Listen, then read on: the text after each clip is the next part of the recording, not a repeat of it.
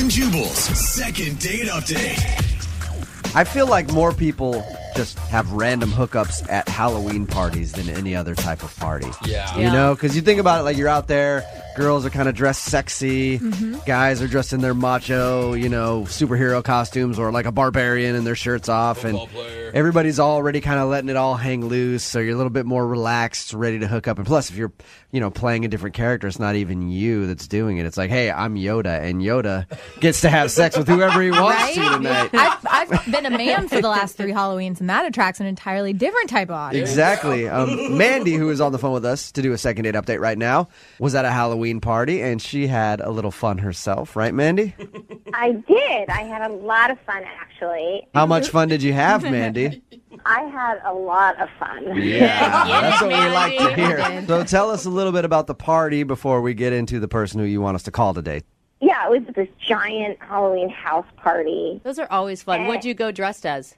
A sexy kitty. Oh, very creative. All right, so you were in your sexy kitty gear, and Yeah, I had my ears and my cute tail and, my cute little outfit. so it was a huge party? It was a huge party, All right. Massive. Like, I'm surprised we didn't get shut down. And so, I meet this guy, and he's dressed as a pirate, like a hot pirate. Was this All right. the beginning of the night, or were you like quite a few drinks in by the time you met Pirate Man? I was probably maybe like 2 drinks in, but I don't usually get sloppy and stuff like that. Like, I'm pretty with it. The thing about costume parties that I've noticed, Mandy, pirates get chicks. Oh, yeah, They do. Pirates always get girls. Every time I'm at a costume party, the pirate always has a girl with him. Zombies, not so much, but pirates get chicks. Pirates can even wear that costume not on Halloween and get chicks. Yeah. I think Johnny Depp had something to do with it. Yeah, that's it. You see a pirate and you Right. automatically think Johnny Depp. Yeah, and I mean, he was looking really good. And so we start chatting, and then we're having a drink together. We start dancing and grinding on the dance floor. Yeah. Get it, Pirate Man. Word. Sexy kitty, like, I had to be careful of his sword. Like, his, What do you mean by that? Which one? Yeah, and not the one on his waist, I mean, like, whoa. So, Oh my gosh. So he was grinding his sword into your hip, and that's when you knew that he was also interested in you. yeah, and then we start making out right on the dance floor, and he's whispering things into my ear, and he's making me laugh. So we find a room. We went upstairs, and we were messing around. He ripped off my tail. I was like, oh my God, and it's so not me. I usually don't do that. I mean, we didn't go all the way, but we almost, So you did stuff. Certain bases. a lot. Yeah, we went around the ballpark. Okay, so you did a lot. So what happened after your little rendezvous? Yeah. Well, we went back, and we were kind of dancing again, and I'm blushing or whatever, and he says he'll be right back. He's going to go get a drink. Mm-hmm. And 15 minutes go by, and he never came back. What? Did he So he leave just- the party, or did you run into him again later? I mean, I looked for him, and so I went up to the guy who was hosting the party, and I mean, this is super embarrassing, but I couldn't remember the guy's name, or maybe I just didn't get his name. I mean, it was really awful, so I had to go and ask the host what his name was. Who was the pirate? What's the guy's name? I mean, it was really, it was embarrassing. Yeah. So he told me the pirate's name was Jonathan, and then I asked the host for Jonathan's number, and he gave it to me. Okay. And I sent him a text, hey, it's Mandy, sexy kitty kind of thing. And I waited a couple days, and then I wrote him again, hey, are you okay?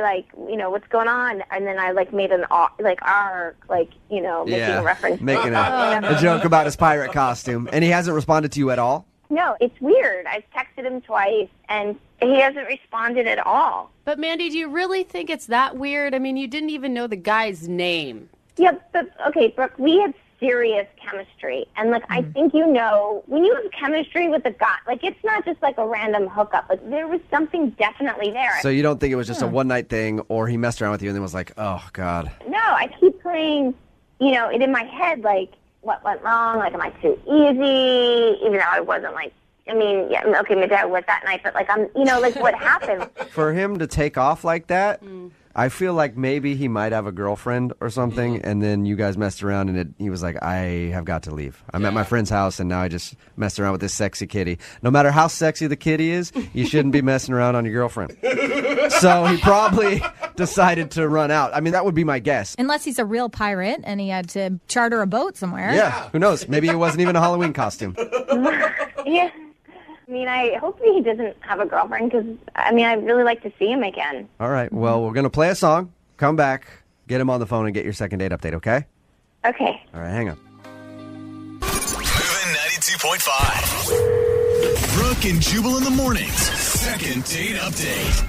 It just dawned on me that I think I know what Mandy's problem might be. Mandy, who was on the phone for a second date update, isn't getting a call back from this guy named Jonathan. She met him at a Halloween party. He was dressed up as a pirate. They messed around, did a lot of, quote, stuff together. And he took off and split from the party, or she couldn't find him, didn't even really know his name, went up to the host of the party and had to find out, like, who's the guy in the pirate costume? I liked him a lot, and I want his phone number. So that's how she got his information. Mandy, do you think that maybe the host of the party gave you the wrong phone number and you've been trying to call a different pirate and he has no idea who you are and that's why you're not getting a call back? I don't think so. Okay. No. Were there a lot of other pirates there? I mean, I think I saw one other pirate, but I mean, I specified the hot pirate. All right. Well, in that case, if you specified the hot pirate, do you think that maybe the host of the party, your friend, thought that he was hot and didn't want to give you the right number and the right contact info because he wants to get a piece of that pirate? Do you think that's a possibility? No, I don't think that's a possibility. Okay, so our original thought then is that maybe he has a girlfriend or maybe he just thought you were like a one-night thing and then wanted to get out of there and felt awkward after you guys messed around. I hope not. I mean, I just actually like to go on a date with him. All right, well, I'm going to dial his phone number right now, get him on the phone, and see if we can find out why he basically ditched you. Okay.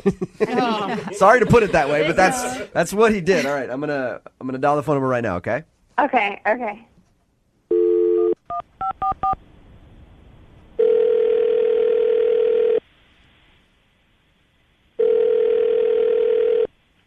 Hello?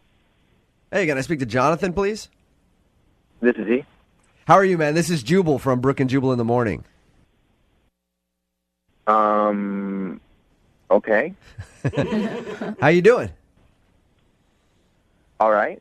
Is this Jonathan that was dressed up as a pirate just a few days ago at a Halloween party? Yeah. Perfect. This is the Jonathan that I want to talk to. What are you guys calling me for? I'm calling you because at that party, you had an encounter with a listener of ours. Okay. She was dressed as a sexy kitten, and she's been trying to get a hold of you ever since that party. And she emailed us to see if we could get you on the phone and ask you why. Are you freaking serious? Yeah. She told us that you guys met at a huge Halloween party. You were dressed as a pirate. She was dressed as a sexy kitty. You guys did stuff in a room in that house party, and she found your phone. Okay. Yeah. And I'll tell you how. Okay. And I'll tell you how she got your phone number. She said that she didn't remember your name or anything else after that, and she talked to the host of the party. He gave her your info, and that's why she's been texting you, trying to get a hold of you, because she liked you a lot more than just a one-night thing and would like to see you again. I definitely do not want to see her again. You didn't see it as, you guys had chemistry and things were She clicking? didn't tell you guys what she does for a living? No. No, she didn't tell us what she does for a living. Oh, God. What is What does she do for a living that's so bad that you don't want to call her back? Like, I mean, did you like her other than her job? Did you like her? Yeah, but it's a really bad job. So wait, What is it? You were ready to call her back until you found out what it was, even. Yes. She's a prostitute. What? How do you know that? Yeah, she's a prostitute. What do you? She's a You think that her job is a prostitute? No. I know that her job is a prostitute. How did she ask for money after you guys hooked up in that room? No, I left before she could. What? You're trying. Is it like a dine and dash? Are you just assuming that she's a prostitute? I didn't know she was a prostitute when I hooked up with her. Explain to me why you think she's a prostitute. So after we went upstairs and hooked up, we were heading back downstairs, and I went over to my buddies to be like, yo, I just hooked up with this girl. And then when I pointed out that it was Sexy Kitten, they all started cracking up. And they were like, dude, she's a hooker. It's like, no freaking way. She's not a hooker. They're like, no, seriously, there are like 10 of them here.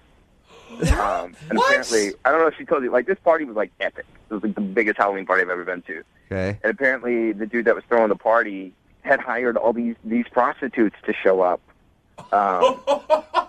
And she happened to be one of them. And I mean, my idea of like a prostitute, I would not think a prostitute would be attractive. You know, yeah, but don't you think if she was a prostitute, she would have tried to charge you? Mm-hmm. I mean, that's what they do. Well, she's been trying to like text me, and that's what I figured is going on. Like with her, that's why she's. You're scared that she's trying to track you down to get money out of you because. Yes. Yeah, but all right, hey, Jonathan. Usually they will like get money beforehand. How do you? I have trouble thinking that she is a prostitute. You're certain of this? It was like trick prostitute. It was like you didn't let me know. It was like prostitute entrapment. So you think she did like a bait and switch, like she messed around with you, and then she was going to be like, "Oh, by the way, you owe me $600 for that little thing." Absolutely, that's why I ducked out. My friends were like, "Hey, Sexy Kitten's looking for you," so I just got the out of there. That's why you left. That is insane. Yes. Well, why don't we ask her if she's a prostitute, Jonathan? You think I'm a prostitute? You freaking give me holy she's on the phone? Yes, she is. Dude, you guys are in on this now, too? No, I'm not. We're not trying to get payment. We're trying to get you to talk to Mandy because she wants to go out with you again. No, I don't want to go out with her again. Did you guys hear what I just said? She's a prostitute. I'm not a prostitute. Yes, you are. Oh, my God. I can't believe you freaking think I'm a ass prostitute. Oh, my God. No, Mandy, he didn't say he said he thought you did a good job. I never said I just said prostitute. Oh, my God, I'm humiliated. I'm not a prostitute. Then why were you looking for me? What? Because I liked you. Because I wanted to keep dancing and kissing you. But not because I was trying to track you down for $600. Why would other people accuse you of that if you weren't a prostitute? That makes no sense. Maybe because your guy friends in your life are idiots and fools, and they were just trying to, like, take the piss out of you. I don't know, because they're idiots. That's why. Dude, there's no way that they would lie to me about that. Jonathan, I don't know what I can, like, I'm not a prostitute. I live at home with my mom and my dad. I'm going to school for public health. Like, I don't know, do you want to come look at my chemistry books? Do you want to look at my phone? I mean, this is ridiculous.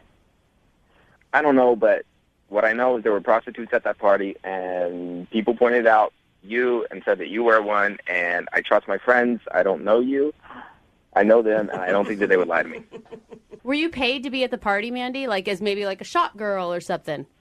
No! And listen, this is so ridiculous. Jonathan, if I were a prostitute, why would I be calling you via a radio show? Yeah. Good point. Good point. Yeah. That is a good point, Jonathan. Yeah, Jonathan. If Mandy is a prostitute like you think, I doubt that she would email us to try to collect payment from you. That's her name. In a radio segment. Maybe she's not a very smart prostitute. Jonathan, I will have you know that there are many smart prostitutes out there, and I won't let you speak ill of them. Yeah, Ivy League educated, Yeah. okay? I believe Mandy. I don't think Mandy's a prostitute. Yeah. I really don't, Jonathan. Yeah, I mean, it sucks that you think that I'm a prostitute. I mean, I don't know what to say. I think maybe why don't you try going out with me, and I think you can judge for yourself. Yeah. Can you imagine the story of your guys' first date? I thought she was a hooker. I don't know. I mean, like, you don't sound like a prostitute. You know what? Yeah, I agree. Because, you know, prostitutes, they have that tone to their voice, that prostitute Inflection. in their voice. And you can tell just by listening It's to raspy. them. Yeah, it's a raspy thing that they have, and Mandy doesn't have that. Jonathan, would you go out on a second date with Mandy? We will pay for it. The only person that will be spending any money on this will be me. Come on, man. and I won't give you a bill for whatever, $600. I don't know. I don't even know what the rate is. It's anywhere from 60 to then it can just go up from there. Okay, anyway, Mandy. We don't need to be schooled in the cost of prostitution. Jonathan, will you go out with Mandy again? We will pay for it. Yeah, let's do it. You'll do it? That's good. All right, Mandy, I'll do it. you still want to go out with Jonathan even though he called you a prostitute? I know. I'm kind of now thinking about this. I know I probably shouldn't after all the things that he's just said and accused me of, but yeah, no, I want to. I really like this guy. Why? I mean, yeah. All right, well, there you go. Successful second date. Congratulations, Mandy. Thanks. Thank you. And I think that probably is just a very genius way of collecting payment. Good job. Brooke and Jubal in the morning. Brooke and Jubal's second date update. You guys want to talk about pressure? Yeah. How about taking a girl out on a first date on her birthday? Ooh. Yeah. I wouldn't even want to. No, neither would I. I would run away from that. But that's what happened to Dawn, who's on the phone with us right now. Hi, Dawn. Hey, guys. How are you? I'm doing pretty good. So your email about your date with this dude named Tim says that he took you out on your birthday for a first date? Well, he didn't really plan it that way. Like, we met at a barbecue with some mutual friends, and we're just having a really great time. And he said, I'd actually like to ask you out Saturday, and it just so happened to be my birthday. And he didn't go, no, I don't want to go Saturday. Nope. Thank you very much. Kind of busy. It wasn't like I didn't have a big party all for myself. I'm not that kind of girl. Okay. And I did tell him, I ended up telling him after we spoke on the phone, and he opted out. He's like, if you want to go out with your friends, you can go. Okay. So did you feel that maybe he thought it was weird that you still wanted to go out with him? No, I didn't because I told him why, that I don't like to celebrate. And he's like, yeah, but a lot of girls say that. And then they say mean something else. And I was like, no, seriously, let's just have a good time. And then they mean bring me flowers and chocolates and a puppy. I've been burned by that a few times. I didn't ask for all of that, but as it turns out, he actually did do all of it. And I was totally surprised by that. He gave you flowers and a puppy? Wait, what happened? What did he do? We just showed up for dinner, but when I got there was flowers. I mean, it wasn't like a dozen roses, but it was, flowers, and he had a little... But I like how you have to shoot down the fact that he got you flowers. It wasn't a dozen roses or anything. It was a few crappy little... Not shooting it down. Like that. I meant not serious, because that would have been pretty expensive for a first, there's just no way. And creepy on a first date if he had brought in roses. Did he get you a present too? Yeah, but it was it could have been for anybody. It was a couple movie passes. Okay. And then a stuffed animal, but it was a birthday cake. So it wasn't a bracelet or diamond anything, earrings or anything. Yeah, but what he's saying at the very beginning of a date is that he wants to go out with you again. Why would you give you 2 movie passes? He doesn't want you to use those on somebody else. Well, no, it's weird. I didn't think like that. But Good point. Now I don't like him even more. Too subtle. How did the date go? It was good. I mean, he basically took care of the whole evening, and I think it was. I have a couple of food allergies, so I have to be really careful about what I ate. So I had to ask him what he ordered so I could modify the stuff, and that was really the only thing that seemed, Wait, are we talking? And, the waiter was fine with it. So are we talking food allergies? You're just sensitive to it, or you'll go to the hospital and need an EpiPen? I won't need an EpiPen or anything like that. It's not like shellfish or peanuts. It's mostly gluten and dairy. It just would have been better for our date if I didn't eat any of that stuff. Right. Because you don't want to spend the whole time in the bathroom. Yeah. How did the date end then? There was a little kissing at the end, and I said, thank you for a great evening. I think it would be, great to go out again. And he's like, yeah, that would be great. And, I told him thank you for giving me such a great birthday, because I really am not that kind of girl. I'm not. And so how many times have you tried to get a hold of him since your date? Well, in 5 days, I texted him twice and called him once. Okay, that's not too bad. In 5 days? Yeah, that's not too bad. All right, well, we'll play a song, come back, call him, and get your second date update, okay? Just hang on for 3.5 minutes. Moving 92.5. Brooke and Jubal in the mornings. Second date update. I'm still amazed that a guy would agree to take a girl out on her birthday for a first date. I would not want to do that in a million years. There's a lot of responsibility. It's Brooke and Jubal in the morning. I'm moving 92.5. The second part of your second date update. Dawn is on the phone with us right now, and that's what happened. She met Tim at a barbecue. Her birthday was the Saturday after. She let Tim know that it was her birthday. He still wanted to take her out. He got her flowers, and they had dinner and kissed at the end of the evening. She hasn't heard from him since. In your mind right now, what is the worst thing that can happen in the next 3 minutes? I just hope that it's nothing like, embarrassing that I did, like pick my nose or something weird that I didn't know. Like I can't even imagine. You often go into fits of picking your nose without knowing it? All right. Hold on, Don, okay? We're going to give him a call right now. Yeah. Feel free to jump in on the conversation after we've talked to him for a little while, okay?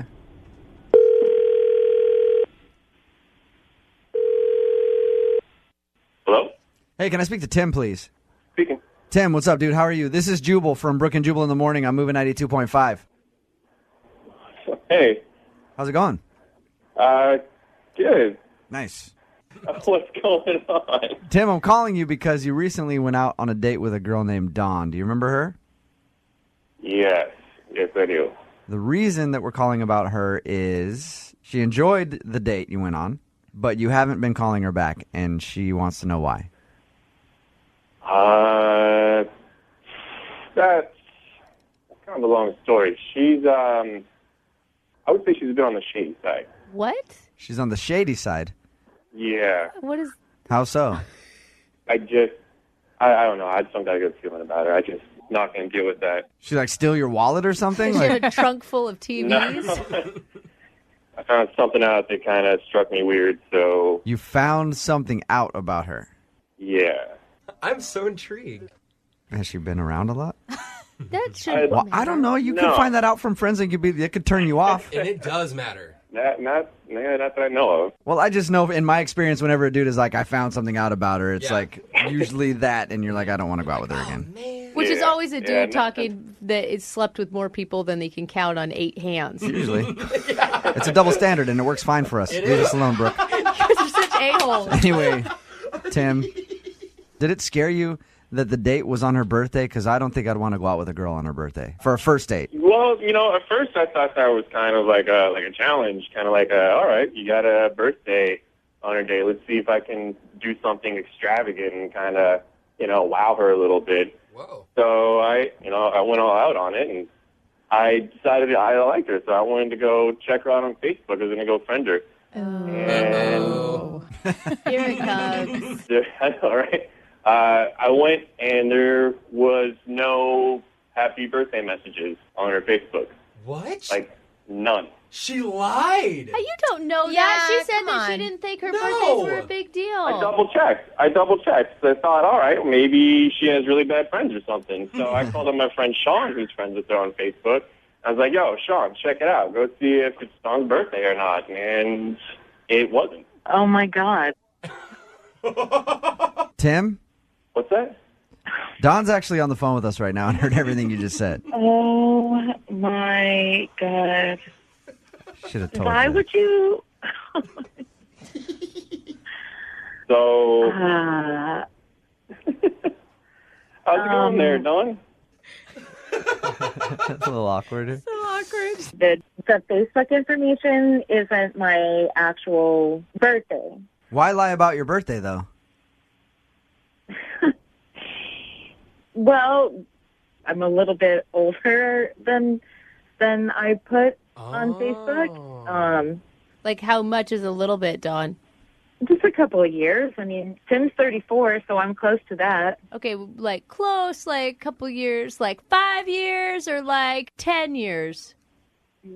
Less than 5, Just- more than 3. Just give Come us the on. truth, Yeah. Dawn. How old are you?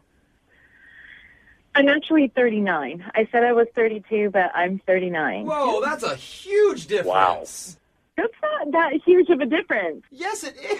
How is 7 years in between Yeah. 3 and 5? Did anyone else get in trouble with that math? Wow. She's lying Sorry. again. I mean, age isn't really that big of a deal. It's more of a being honest about it kind of deal. I mean, now... Yeah, but it was our first date, and it just so happened to be my birthday, and we didn't get into... Look, it was I just just really really appreciate fun. honesty. I don't like to be taken advantage of, and I want people to be straight up with me I right off the didn't take bat. advantage of you, Tim.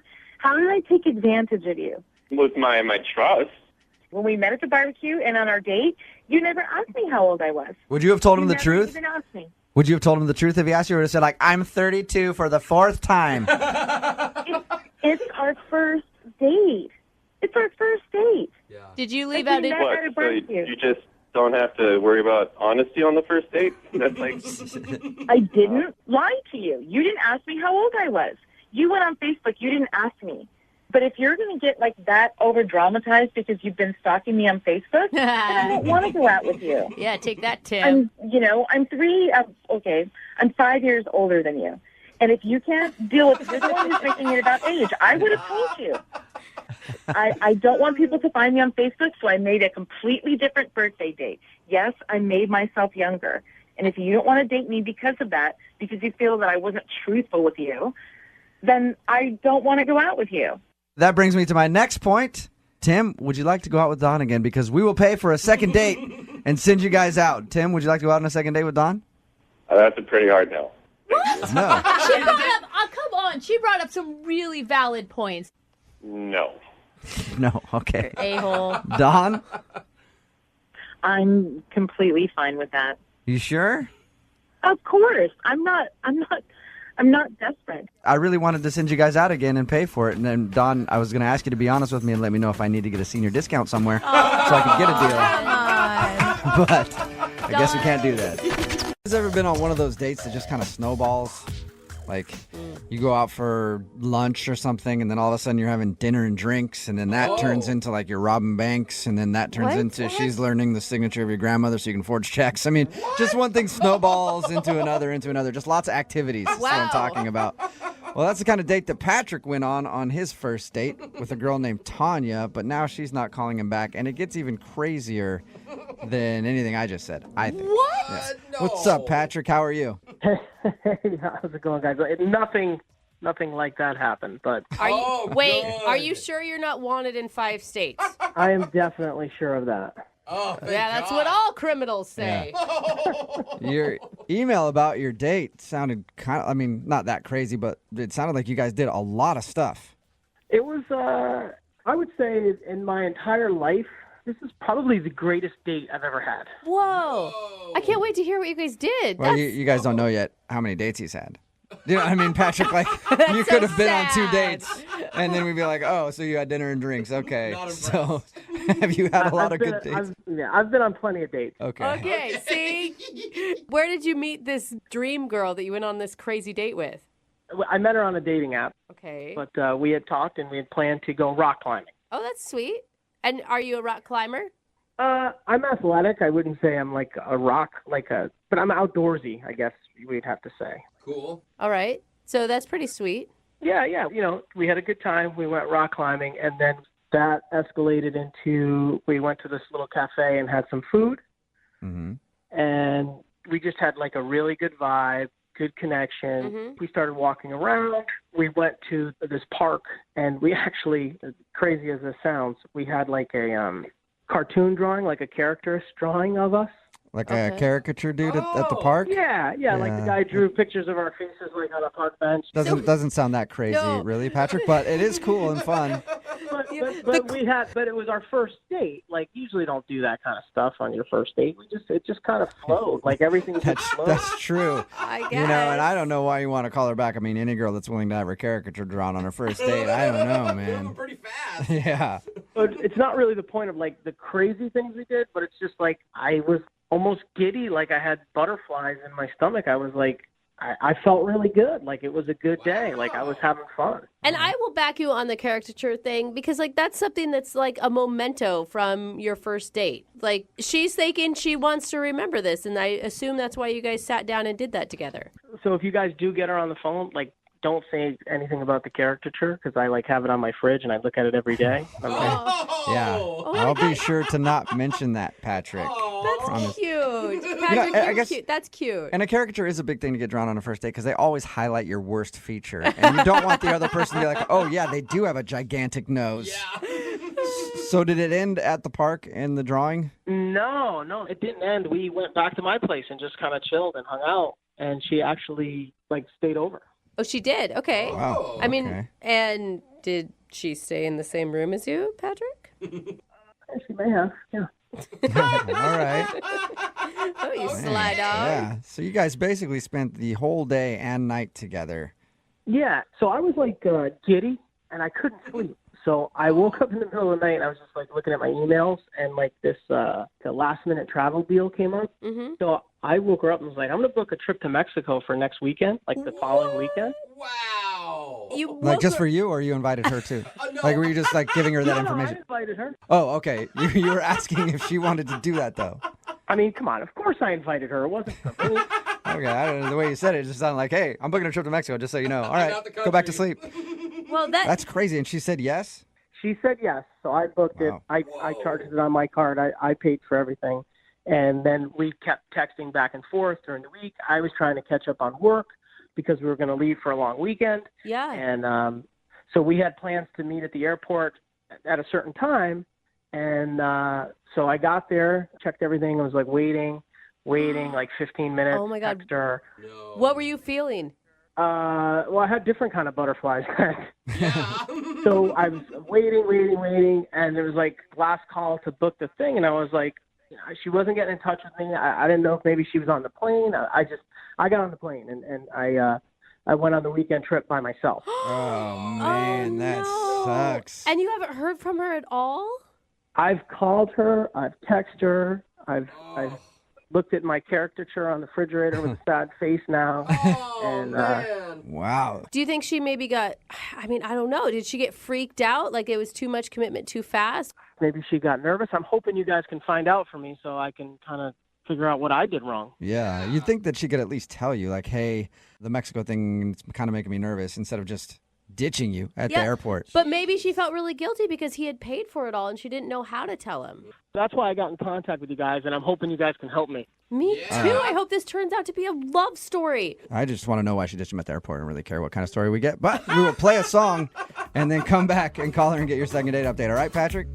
Thank you. Yeah, man. Hold on. Moving 92.5. Brooke and Jubal in the mornings. Second date update. All right, before we get into the second part of today's second date update, there's one very useful piece of information that I need to know. Patrick, you there? Yeah, I'm here.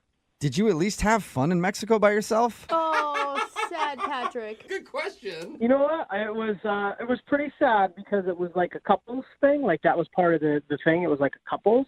I just kind of stayed in my room and looked at my caricature photo. Oh, Patrick. Dude, you could have taken that caricature photo with you, wrapped it in some waterproof stuff, taken it on one of those banana rides or some parasailing with it. The only people that were single were like the cleaning people and like the grounds people. Oh, gosh, Patrick. You had options then. No.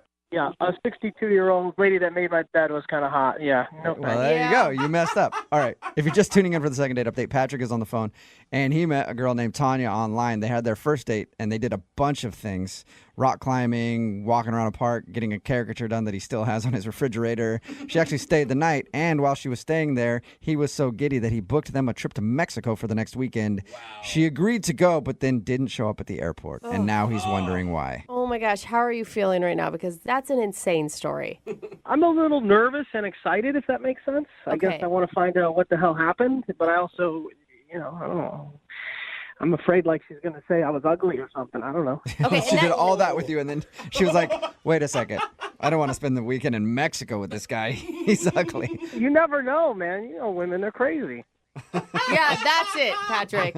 She thought you were bad looking. Well, oh, my gosh. I'm going to dial her phone number right now. Here we go. Okay.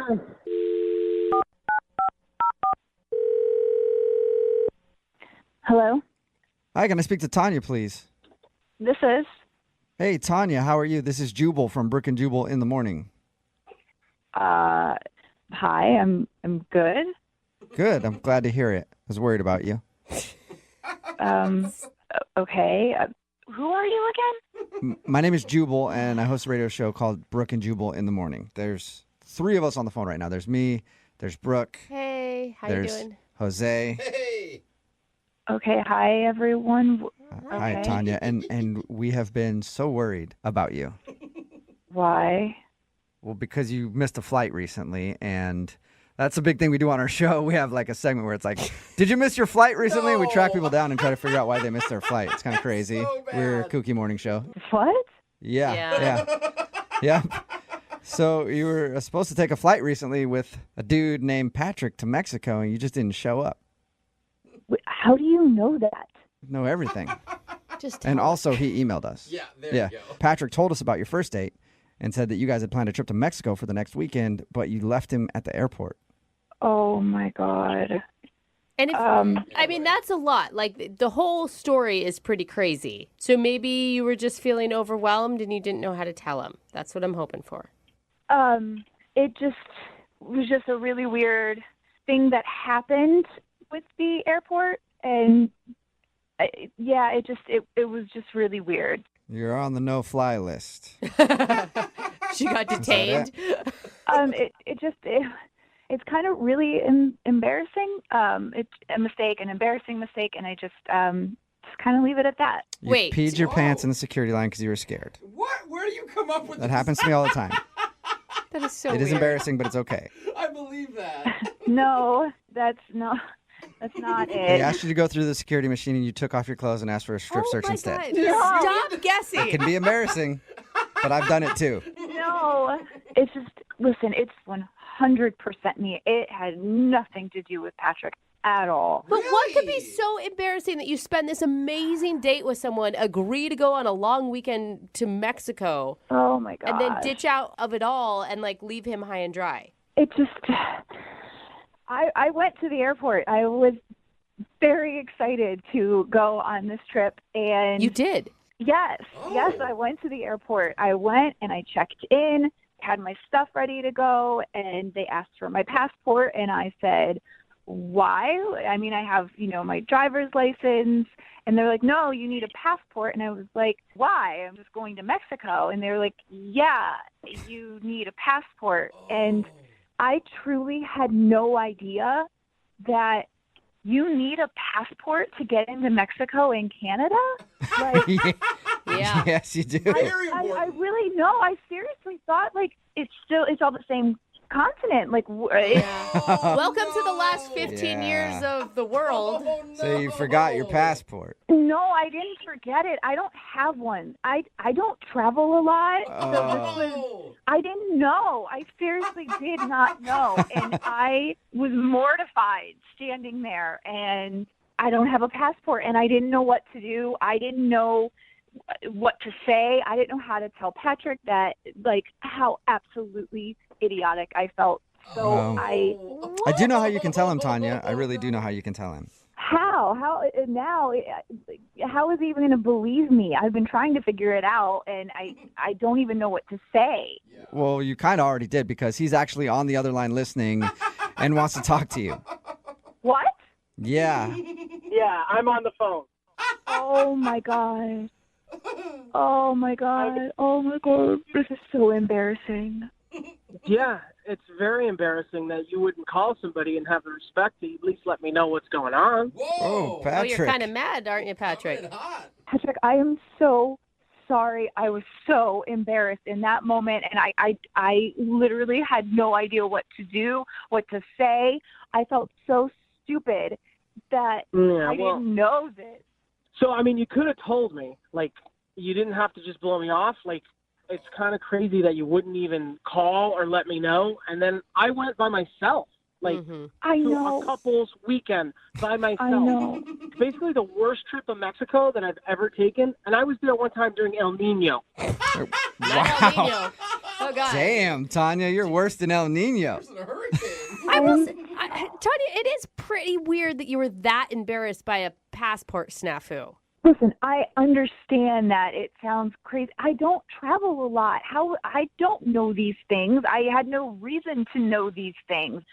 And Patrick, the entire weekend that you were gone, knowing that you were there, I was drinking margaritas, sitting at home, thinking about you the entire time. Well, it was good that you were thinking about me. All you had to do was send one text, make one phone call. That's it. I am apologizing. I have taken 100% of the blame for this. If you were listening, as you were supposedly listening while I was talking this entire time to a bunch of radio DJs, I said that I would take 100% fault for this. I am sorry. So, okay, I hear your apology on that, but now we have a whole other issue. I mean, what are you, 12 years old? You don't have a passport? You don't travel? I mean, Wait, that's still an issue. I haven't had a reason to have one, Patrick. I didn't know. like kids, like babies come out of the wombs and get passports and travel all over. Your parents must have kept you locked in your basement. You know what? Like, what? This right here is why I didn't tell you, okay? This is why I had no idea how to tell you, because I was worried that you were going to sit here and berate me for not knowing something. You could just be really nice and be a good guy. It's not a matter of not knowing something. It's a matter of just having a brain to figure out. Like, Whoa! Patrick, we know you're angry, but, like, I thought you really liked this girl, dude. I did, but she doesn't have a passport. What kind of person doesn't have a passport? There's lots of people that don't have passports. No, there's not. I don't know anybody. Do you know anybody? I don't know anybody who doesn't have a passport. Mine's almost expired. I might not have one soon. Mine just expired, actually, so I technically don't have one either. I have one, so... You know, like, to get a passport, you go to the post office and take a picture and just mail it out, and they send it back to you. Like, it's not rocket science by any means. Oh, man. You know, I know what I'm supposed to do now. I can go and get one, and we can go on a trip together. We can do it the right way this time. All right, well, Tanya, would you like to go out with Patrick on a second date? We can do dinner. We'll pay for dinner. If you guys want to go on a trip, that's on you. But if you get a passport, you'd be willing to go out with Patrick again? Yes, it was my mistake. I would like to go on another date with Patrick.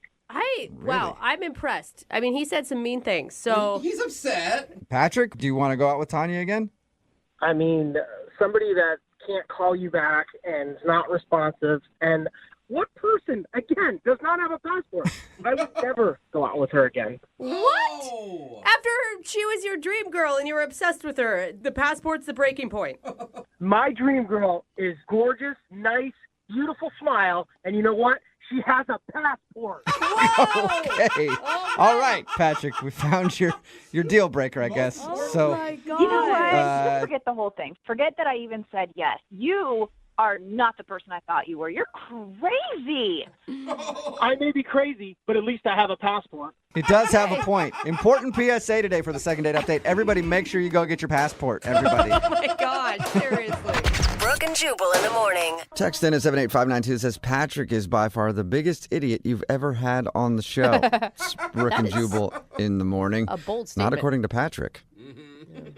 If you missed today's second date update, Patrick wanted to call Tanya. They went out on a date. He liked her so much that he actually booked a trip to Mexico for the two of them on a whim to try to be spontaneous. And he was all about her. He's like, I have a caricature drawing of her, and I look at it all the time, and she's amazing, and blah, blah, blah. And then we got her on the phone, and she said that the reason she ditched him at the airport and he had to go to Mexico by himself was because she got there and she didn't realize you needed a passport to go to Mexico. Yeah. And she was embarrassed by that. Well, and of course, she'd be embarrassed. Right, but so embarrassed that you wouldn't call and tell him? I don't know. That's kind of weird. She said she felt so embarrassed that she didn't have a passport and didn't know that you needed a passport that she just didn't want to talk to him. But the worst part about it was that Patrick sort of freaked out at the fact that she doesn't have a passport. Yeah, what? All I can think is maybe he's just still really angry about having to go on a couple's retreat to Mexico by himself, and he's just blaming it on that. I don't know. It sounded like he seriously thinks anybody without a passport, it's like a character flaw for him. Like there's something wrong with you if you don't have a passport. Some people don't need passports. I mean, I don't think I got a passport till I was in my 20s. Like, Oh, are you serious? well, gross. Get out of the that's to me studio. now. Jeez, leave. How do we hire Gross. him? Yeah, I know. Seriously. It's amazing what deal breakers people have. Like, it sounds like for Patrick, a deal breaker for him is if somebody doesn't have a passport. You know what's going to happen is that Patrick's passport is going to expire at some point, and he's not going to realize it, and he's going to, because that's how karma works. And he's going to show up to the airport, and they're going to be like, "Yeah, sir, you can't go on your trip. This is an expired passport." And hopefully it'll be with a girl that he really likes. And then she's like, dude, you let your passport expire? You don't have a passport now? Gross. Wow. Remember, if you want to do a second date update, all you have to do is email the show, and we will call the person who didn't call you back. Brooke and Jubal's second date update. It's been a while since we got an email for a second date update where somebody says they found the one on their first date. And Justin is on the phone right now. He says that the girl he went out with is the one. Wow. And he never wants her to escape his firm grasp. Okay, now it gets creepy. He wants to grab her and make sure she always stays in his life and that the one won't slip away. Hey, Justin, before we start this second date update, you don't have the one chained up in your basement, do you? No. Okay, good. creepy laugher. All right. Because I won't be involved in that again. All right? That should be a hard no, not a laugh no. Your email did say, though, that you think this woman is the one. Before we get into all that, where did you meet her? I met her through some friends of ours.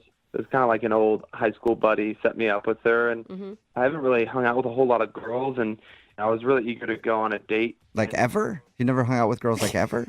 I think he means dates. Yeah. I haven't dated in a long time. I've definitely hung out with girls, but it's been a while, so I just did a blind date, and I mean, I thought she was the one. I still think she might be the one. Have you ever felt that way about someone before? No, never. I mean, I've always been, pretty stingy, and I'm definitely not going to settle. And I think that no matter what, I've got to find a way to marry this girl. She's perfect. Wow. Whoa. Okay. These stories either end up really romantic if the girl reciprocates those feelings, or you end up looking like crazy. Well, I'm crazy in love, so. All right. Nice spin. Beyonce. Spin. Well, tell us what you did for your date. Yeah, well, before we even went out on the date, I just really wanted to show her the kind of guy I am. So I sent her a bunch of flowers to her work. And I actually went and got one of each kind of flower because I wasn't sure which one was her favorite. So Like every flower? It's just a bouquet of millions. Yeah. Thousands of flowers. almost, I mean, one of each of the ones that I could buy individually, it was like $200 worth of flowers. Damn. All right. Wait, hold up. This is for a person you've never even met? I mean, I wanted to start strong. Real strong. What did she, had you guys talked on the phone even?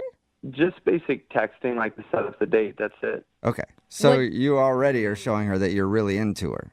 Yeah, I mean, I just wanted everything to go perfect in case she was that special, and it turned out that I was right. And I wrote her a note that said, hey, I don't know which is your favorite flower, so maybe when we meet, you can let me know which one you like the best. And she texted you back and said she had allergies, and now she's in the hospital for a week because of all those flowers. What'd she say to the huge $200 bouquet? She said, wow, this is a lot. And she said thanks, but I think maybe it was a little much, but yeah, I don't know. At least she knows I'm serious. Oh my God, what'd you do on the date then? If you started with that, In my mind, the perfect date, it was any girl's dream. We met for a winery tour. Whoa. Man, okay, so you're going all out. How was the wine tour? Not just like, was it interesting? I mean, how was it with her? Yeah. I'm sure it was kind of cool. Tell me about this infidel. Yeah. It was really good. I mean, I was a little nervous, and they were telling us to spit out the wine after we tasted. I mean, I knew that was what you're supposed to do, but I ended up drinking most of it, and so I got a little drunk. Nice. You can get wasted on the that's wine all right. Yeah. That's all right. Did she get drunk too? I think a little bit, but I think I was definitely more drunk, but I don't think she could tell. Okay, as long as you had a driver, you're good. And did you guys go to dinner after that? No, we just did the winery tour. Then it was pretty early still, so I asked her if she wanted to come back to my place, and I already had some more wine and cheese and snacks set up on my rooftop. Dang, Wait, bro. you had a rooftop picnic already planned? Yeah. So I had that set up. I set that up that morning. Dude, Whoa, okay. What if you had met this girl and you hated her? I guess, if she wasn't, if we weren't meshing and I didn't really like her, I could have just not invited her back and could have just had the wine myself. Yeah, spend time with somebody you like, you know. But obviously it did go well, and you guys went back there. And how did that whole thing play out? Did you get a kiss or more? Oh, my or gosh. less? I mean, yeah, she Or was in the middle somewhere? Or... She was, what I'm asking was is, did you get any action, Oh my Justin? God, he's trying to tell Action. you. I didn't want to. Again, I wanted to show her I was serious, and I mean, she's just a striking girl, like just gorgeous, and I've never been that close, felt that close to a woman in my life. Maybe my mom, but other than that, Okay. probably no one. Okay. Let's never compare romantic things and then throw in your mom during that. That's what she told me too, to just not bring up my mom, but I'm really close with my mom. Wait, But anyway, did you bring up your mom a bunch while you guys were having wine at your place? Well, with the blanket we were sitting on, my mom had quilted it, and And so I was telling her about that, but then I stopped and I asked her if she wanted to kiss, and she did. She said yes. Hey, that worked? Yeah, and we hung out for a while, and we looked at the stars, and then it got kind of cold, so I just called her a cab home, and so I thought it was perfect. I mean, I was just reeling, I thought this is the girl. I was thinking about our wedding, and whoa, dude. All right, so she never called me back. How many times have you called her? A lot more than I want to count. Oh no. Okay, man. so you've called her a bunch, and has she responded to anything? No, it's been 5 days, and I hope she's okay. I haven't gotten anything. You have any idea why? I mean, I hope that maybe she lost her phone. Yeah. Yeah. Okay, well, keep hoping, because I don't think that happened. Yeah. I don't know. Maybe she wasn't digging it, but I thought she was. All right, well, she did kiss you, so that's a good sign. Yeah. Yeah, it was a good kiss. Nice. Okay, well, I'm going to play a song, and then we'll come back and call her and get your second date update, okay? All right. All right, hang on. Moving 92.5. Brooke and Jubal in the mornings. Second date update. If you're just tuning in for today's second date update, Justin is on the phone, and Justin says the girl he went out with is the one. Aww. Except technically, I think she's number 3. Because the pool's not very large for Justin. He said that he's only been out with 2 other women before this. So, Justin, how can you be sure that number 3 is the one? Well, I think you just know, when you know, it's, she was just out of this world. She was like a glowing swan when I saw her. I was just went numb. Okay. I think, you know what? Anybody that I've ever talked to that is currently with the one has said the same thing. Yeah, glowing swan. Glowing, you said glowing? I think you said growing swan. No. Anyway, they always refer to him as a swan, so Yeah. I think you're right, Justin.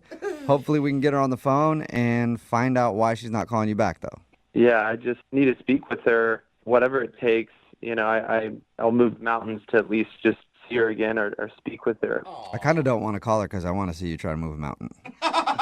But we'll call her right now and see if we can get her on the phone. You ready?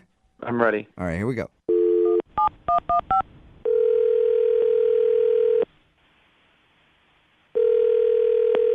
Hello?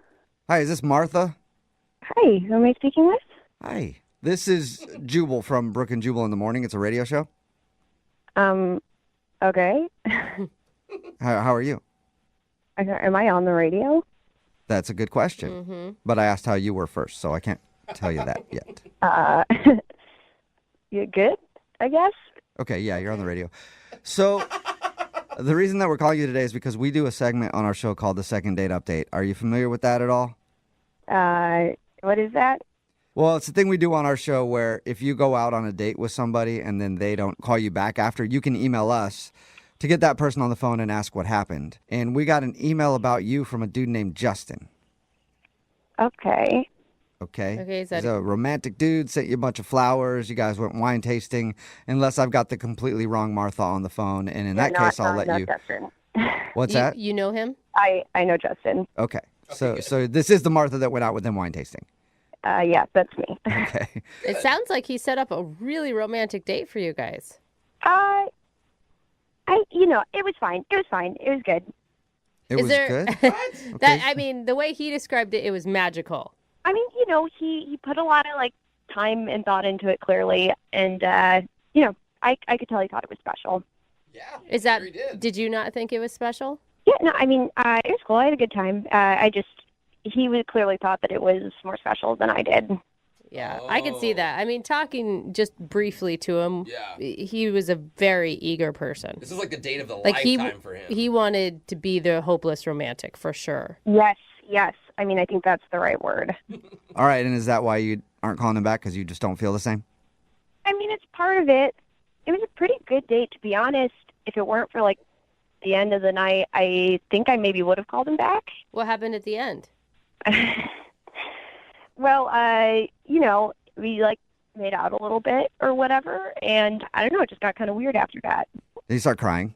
I feel like he would have cried. Yeah. He's like a crier. Honestly, I think that would have been better if he would have cried. What? Oh, did he do something else? Like you kissed and then he just couldn't control himself and then, Oh my God, Jubal, nobody thought that he was but really you. into it. Yeah. Did that happen? Oh my God, no. We were sitting down and he was looking up at the stars and he was like, "Oh my God, that's our constellation. That looks like a heart, so that's our constellation." He's trying to be romantic, I think. We talked to him a little bit, and he doesn't really go out with a lot of women. So I think his whole dating thing is kind of new for him. So I think he was just trying to be super romantic. Excited. Yeah, I guess, but I don't know, like, no, never mind. What? Now you have to say. You can't say never mind. No, this is so much worse. How? Okay. At one point, he leans over and he's like grabbing my stomach, and he was just like, "My children are gonna live here one day." Oh, Back up off my womb, okay? I know. What? I know. And he was like, "Oh, it looks so cozy." He's like, "It looks so warm." Wow. I know. It was so much. That's an interesting comment, for sure. What did you do? it's I would have screamed. Maybe hit somebody. I mean, I pretty much was immediately just like, "Okay, gotta go." And I was done. I was done. Oh, my God. That's understandable. Dude. Well, that explains why you weren't calling him back. Uh-huh. Martha, he's actually on the other line listening, too, and wants to talk to you, though, we're by the so way. sorry. Sure, maybe he wants to see if that space is still for rent, you know? I don't know. Oh, my God, seriously? Yeah, Justin, are you still there? Yeah. Oh, my God. Justin, that's so what creepy. are you doing? Well, you guys are taking it out of context. It wasn't that bad. And Martha, it's good to hear your voice. She starts laughing. Oh, my God. I wanted to talk to you for forever. I mean, it felt like forever. It's been 5 days, but Yeah. I mean, how are you? Yeah, I'm fine. I don't think that's the issue, is how she is. I think the issue is what you said to her, Justin. Did you not hear what she said? There's a lot of buildup. There's a lot of buildup, and there's a lot of wine, and it seemed like the right thing to do because we had talked about everything else, and we were cuddling. Yeah, but Justin, like that was so far over my line of what is acceptable on a first date. Like it's crazy. You know what, Martha? Love is crazy, and love makes you do and say and feel crazy things. You don't love me. You don't love me. You might not think that, but there's love already in my heart for you. And he wants to put it in your belly. Oh, my God. Oh, my God. I know that you fall hard or whatever, but it's not okay to tell somebody that you're going to impregnate them and, like, have their baby on a first date. Like, that's so much. I was just saying what could happen. I was going to impregnate you on the first date, and I thought you'd like that. Justin, I met you at, like, 4 o'clock that day. That was the first time we ever saw each other. And then by the evening, you're like, "Oh, you're going to have my baby." It's like, it's so much. It's so much. I meant it as a compliment and something to look forward to. Compliment? As a compliment. You have childbearing body. Oh my God. Oh, my God. Oh my God. Dude, stop. Are you serious right now? Martha, You don't even know me. You don't. you told me your middle name. I know everything. You told Oh, my God. Anyone that checks her ID knows her middle name. Why are you not hearing what she said? Like, why aren't you apologizing right now? I know I came off maybe a little strong, but Oh my I God. feel like you're my soulmate, and I will do anything just to hang out with you again. And I can reel it back in. I can be less intense, but I really think that I'm the guy for you. Oh my God, Justin. Justin, you can't, like, apologize and then say, "I'll dial it back," and then call her your soulmate and then keep pressing for her to love you. Yeah. Justin, you're like, you are a really nice person, but what you're doing is putting so much pressure on me. Like, this is crazy. Listen, Martha, I know that you're scared right now, and I'm scared too. I've been scared, and being scared is part of love. It's the first step of love. Mm-hmm. You should listen to Justin. He knows what he's talking about. He's been on 3 dates. I mean, I don't even know what to say right now. Well, you could say yes to Justin and go on another date. Martha, would you like to go on a second date with Justin? We will pay for it. Yeah. Well, we can't pay for the in vitro if he wants to do that, but we will pay for you guys to go out on a date. I think that's You going to said be a yeah. hard thank you, but no thank you. Justin, seriously, I wish you the best in whatever comes next for you. I just like that it's not me. I'm not next, okay? Martha, you can't end now. You just don't nip this in the bud. We have to try to make this work. Please, please, please, please. I mean, you're making me feel like a bad person here. I'm not a bad. Come on. I mean, am I wrong here? No. No, of course. Justin, you're coming off too hard, man. Like, I think it's sweet that you want love so badly, and I think it's sweet that you want romance so badly, but those things don't happen unless the other person feels the same way. Yeah, exactly. You can't tame love. You can't tame it. Can't tame it. Dude, You're you are right. not listening. Justin, you are not listening at all. I am listening. I'm listening to my heart. Okay. Yeah, I'm listening to my heart too, and it's going to be a hard pass. Oh, man, your hearts are arguing right now. I don't think they're going to see eye to eye. I don't think you're going to get a second date out of this, Justin. Martha, we're perfect for one another, but if you don't see that now, I don't know. I can't choose. This is not my brain picking what I want to do. This is my heart picking, and it's chosen you. And you're going to be there forever. Even if I die alone, you'll die with me. Well, then you won't die alone. Right, Justin? Exactly. Good point. Well, okay, congratulations, Justin. I think this worked out for you. You will not die alone because you'll have Martha in your heart. Oh, my gosh. Seriously, I wish you the best, and I hope that you find that person, okay? All right. I'm going to write you, though. All right, Justin, will you write her? And Martha, I hope someday you find somebody that puts a baby in that sweet womb of yours. It sounds amazing. Oh, my God. Brooke and Jubal in the morning. Brooke and Jubal's second date update. How do you define what a romantic kiss is? Is it 30% tongue, 50% tongue, 120% tongue? It's like no lip at all. For me, I define a romantic kiss all based on where the thumb goes. But I'm different than others. And Andrea, who is on the phone today, says that her meeting with a guy ended with a romantic kiss. So why is he not calling her back? I don't know. We're about to find out. Andrea, what's up? How are you? Good. How are you all? Good. How do you define a romantic kiss, Andrea? I don't know. I think like 50% tongue. like a nice medium, start nice and gentle, and work its way up. Did he like cradle your head with both of his hands and gaze deeply into your eyes? Oh yeah, a little bit of hair playing. Wow. Hair? All right. Like pulling? Like I don't. Yeah, I mean it was definitely the best kiss I've had in a while. So I don't know why he's not calling me back. Well, tell us a little bit about him. What's his name?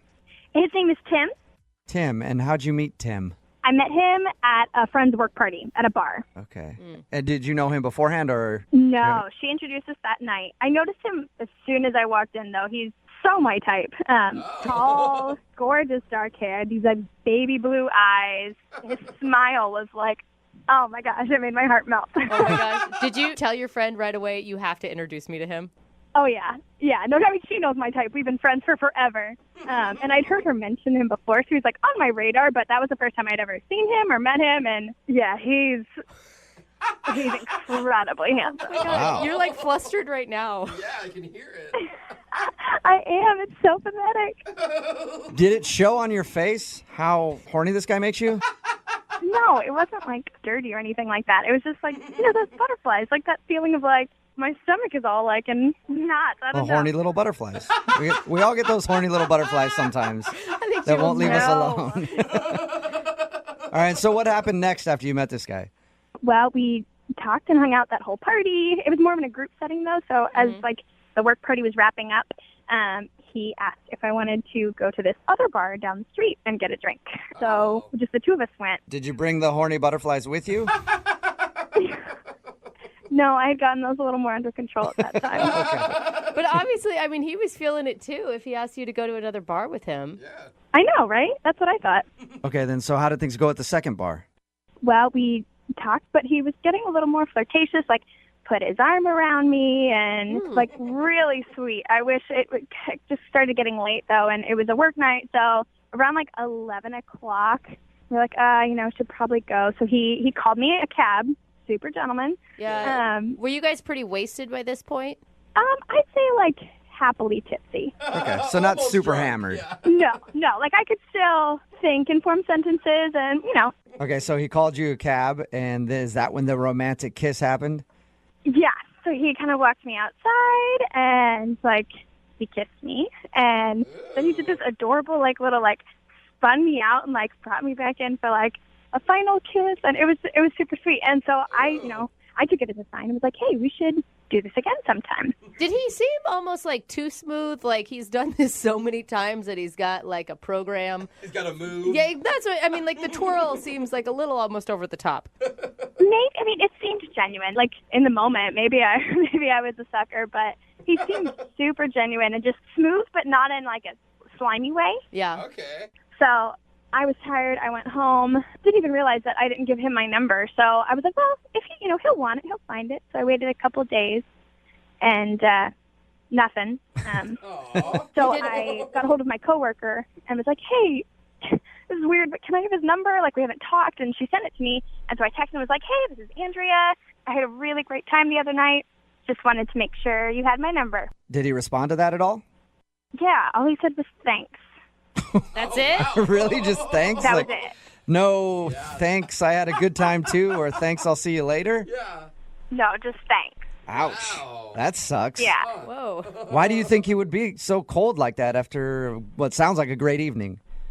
I don't know. I mean, I've been trying to figure it out because I don't want to be too clingy or too forward, but the only thing that I can think that it might be is when we were talking and hanging out at the second bar, I mentioned to him that I still live with my parents, like I still live at home. Ooh. And he kind of gave me a little bit of an odd look.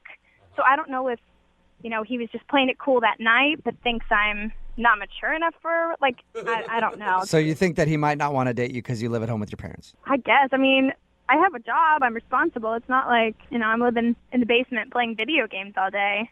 Some guys like that. There's nothing wrong with that. All right. I can play a mean Mario Kart, but... All right, well, we'll play a song, come back, call him, and get your second date update, okay? Awesome. Thank you, guys. All right, hang on. Climb on board. Moving 92.5. Brooke and Jubal in the mornings. Second date update. If you're just tuning in for today's second date update, that music right there would be the sound of horny little butterflies. You know, the ones that get in your stomach as soon as you see somebody that you find attractive. Well, Andrea is on the phone, and she has a bad case of the horny butterflies. Because she met a guy named Tim at her friend's work party. They hung out for a little while even after the work party and ended the night with a romantic kiss. But now he's not calling her back. She actually was able to text him and say, that was fun, we should do that again. And he just said, thanks. So apparently he's not hearing the same horny butterfly music that she's hearing in her head. But we're about to see if we can get him on the phone and find out why he's not calling her back. Andrea? Mm-hmm. Are you ready? I guess. Are you regretting doing this after being labeled as a horny butterfly girl? I guess I'll wait to hear what he has to say until I regret it. Okay. All right. Well, I'm going to dial his phone number right now and find out why he's not calling you back. Here we go. Okay.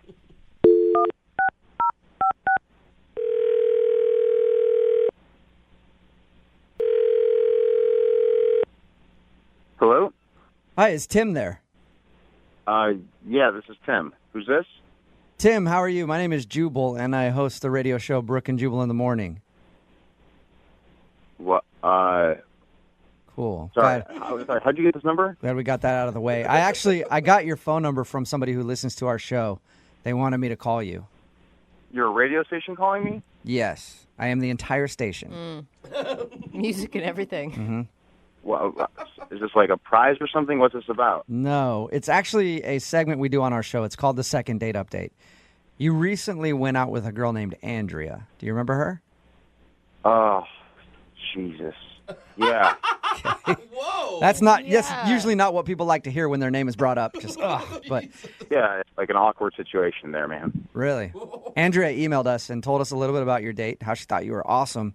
But when she texted you asking if you guys could hang out again, all you did was text her back and say thanks.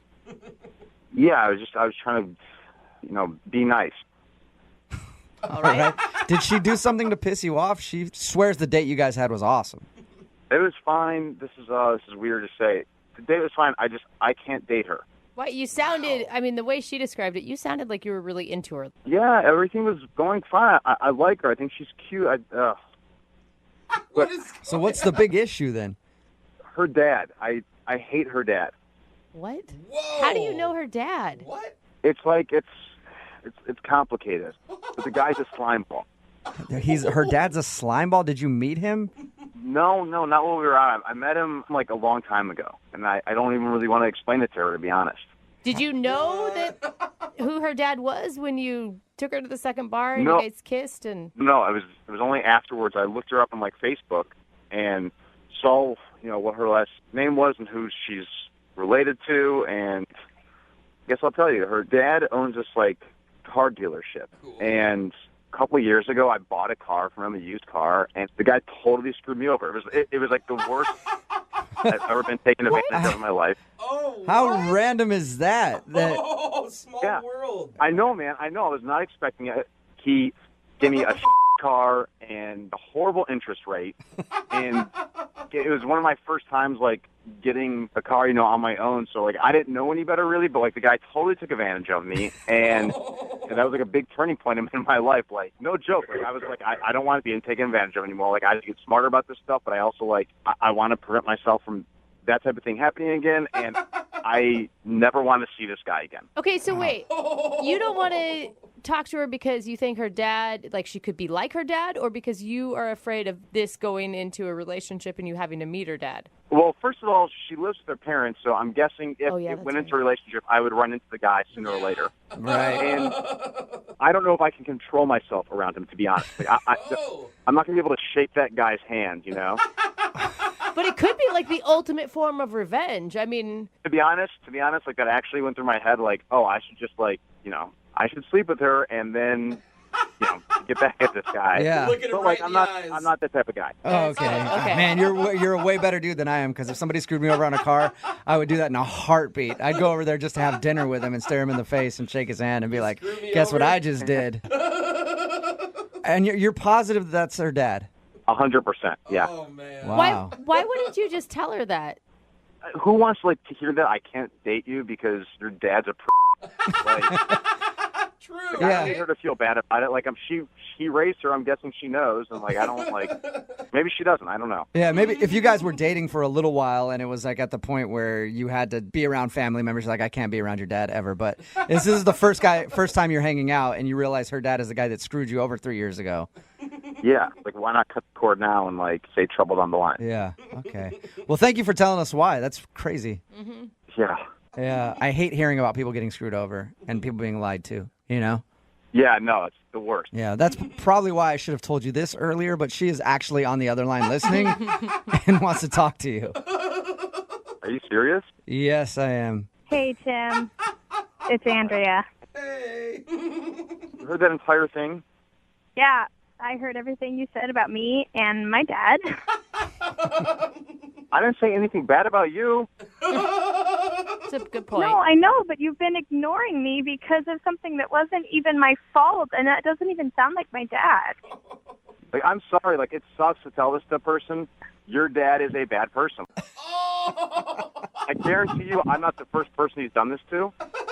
Excuse me, my dad is not a bad person. I'm sorry for whatever experience you feel like you had, but my dad is a good guy, and that does not sound like him. I'm sorry for whatever him to be a good guy when happened, he's but taking money out of my pocket and then giving it to you for your birthday. Like, I'm sure like that makes it easier to be on that side of things, but on my side of things, he's a bad guy.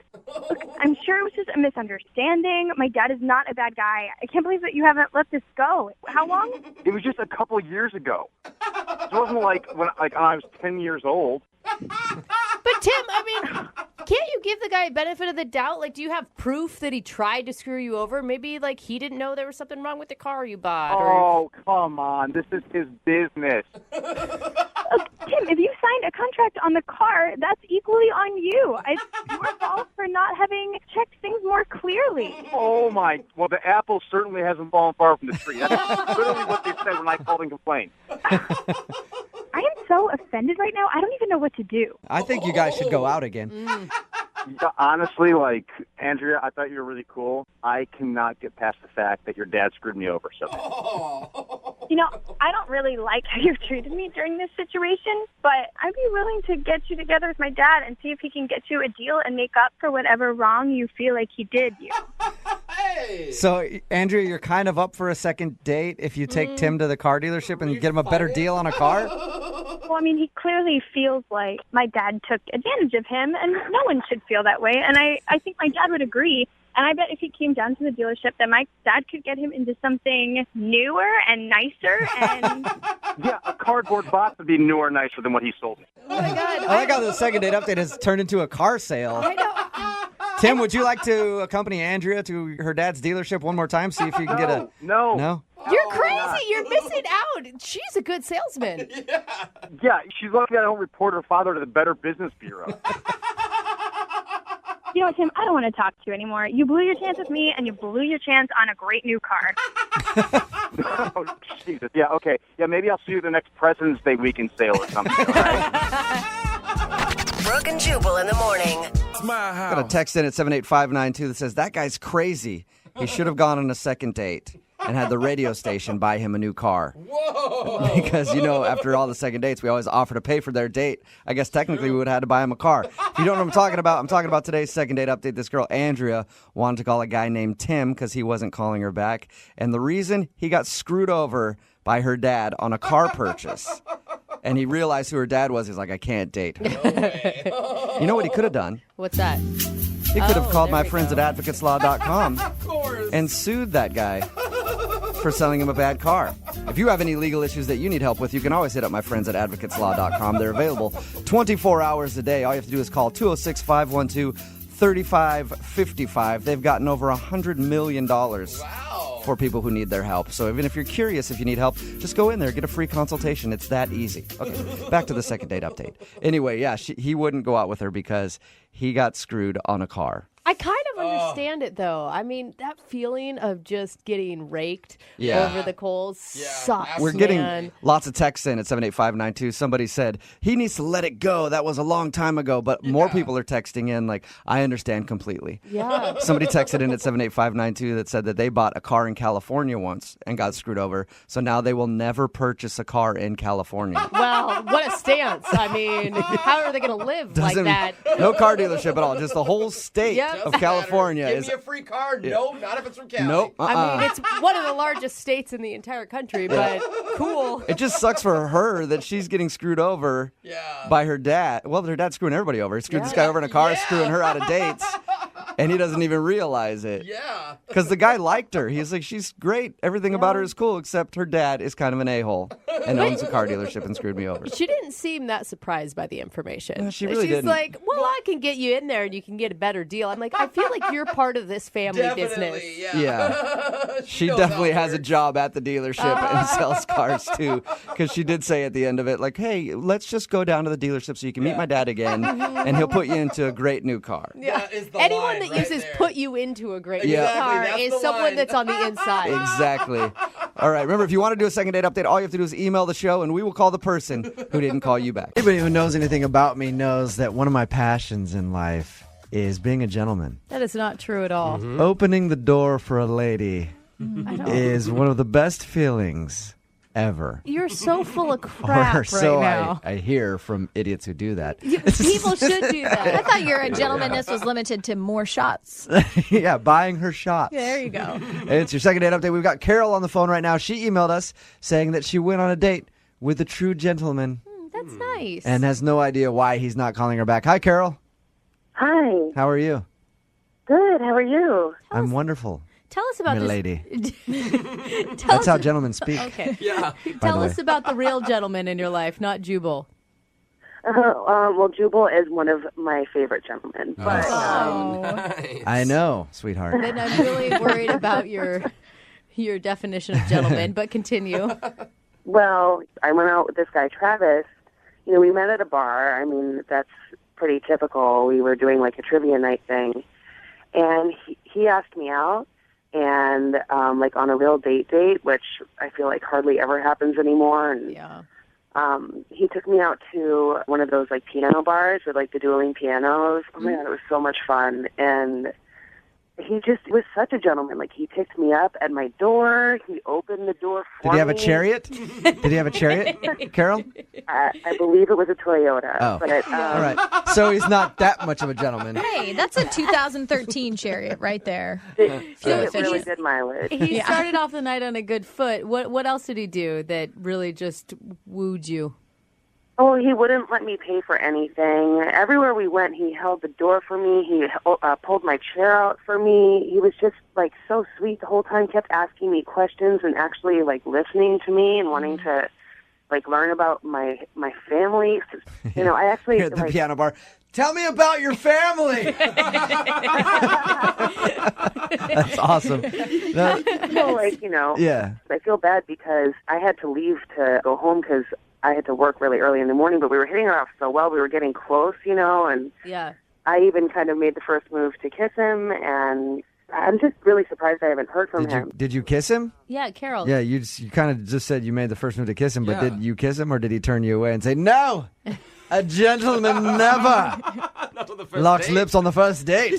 For you are a lady and I'm a man and I will treat you with respect. Okay. Or did he kiss you? No, he kissed me, and it was a nice kiss, and I wanted to keep going, but, you know, I had to get up so early, and I think both of us just knew we had to cut it off there, and maybe that was, like, really disappointing to him. Carol, what did he say to you at the end of the evening? Did he say, like, I'll call you tomorrow and we're definitely going to hang out again, or... No, he just told me I looked pretty again, and it made me feel really nice, and then I was just, I guess, so caught up in the moment, I wasn't even thinking about planning our next date at that time. I just figured this is going so well, I'm totally going to hear from him. I think I know the problem. Normally, gentlemen communicate via carrier pigeon. Oh, that's it.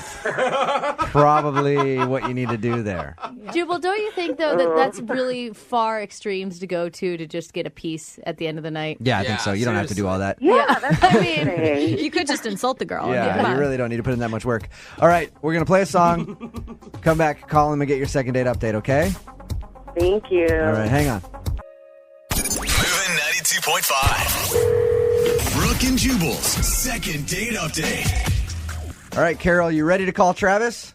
Yes, I'm definitely ready. Just to let everybody know, if you're tuning in for the second part of the second date update, Carol wants us to call a dude named Travis who was a perfect gentleman. Oh, knight in shining armor. Opened doors for her, held out chairs. Does that sound right? Pulled out chairs.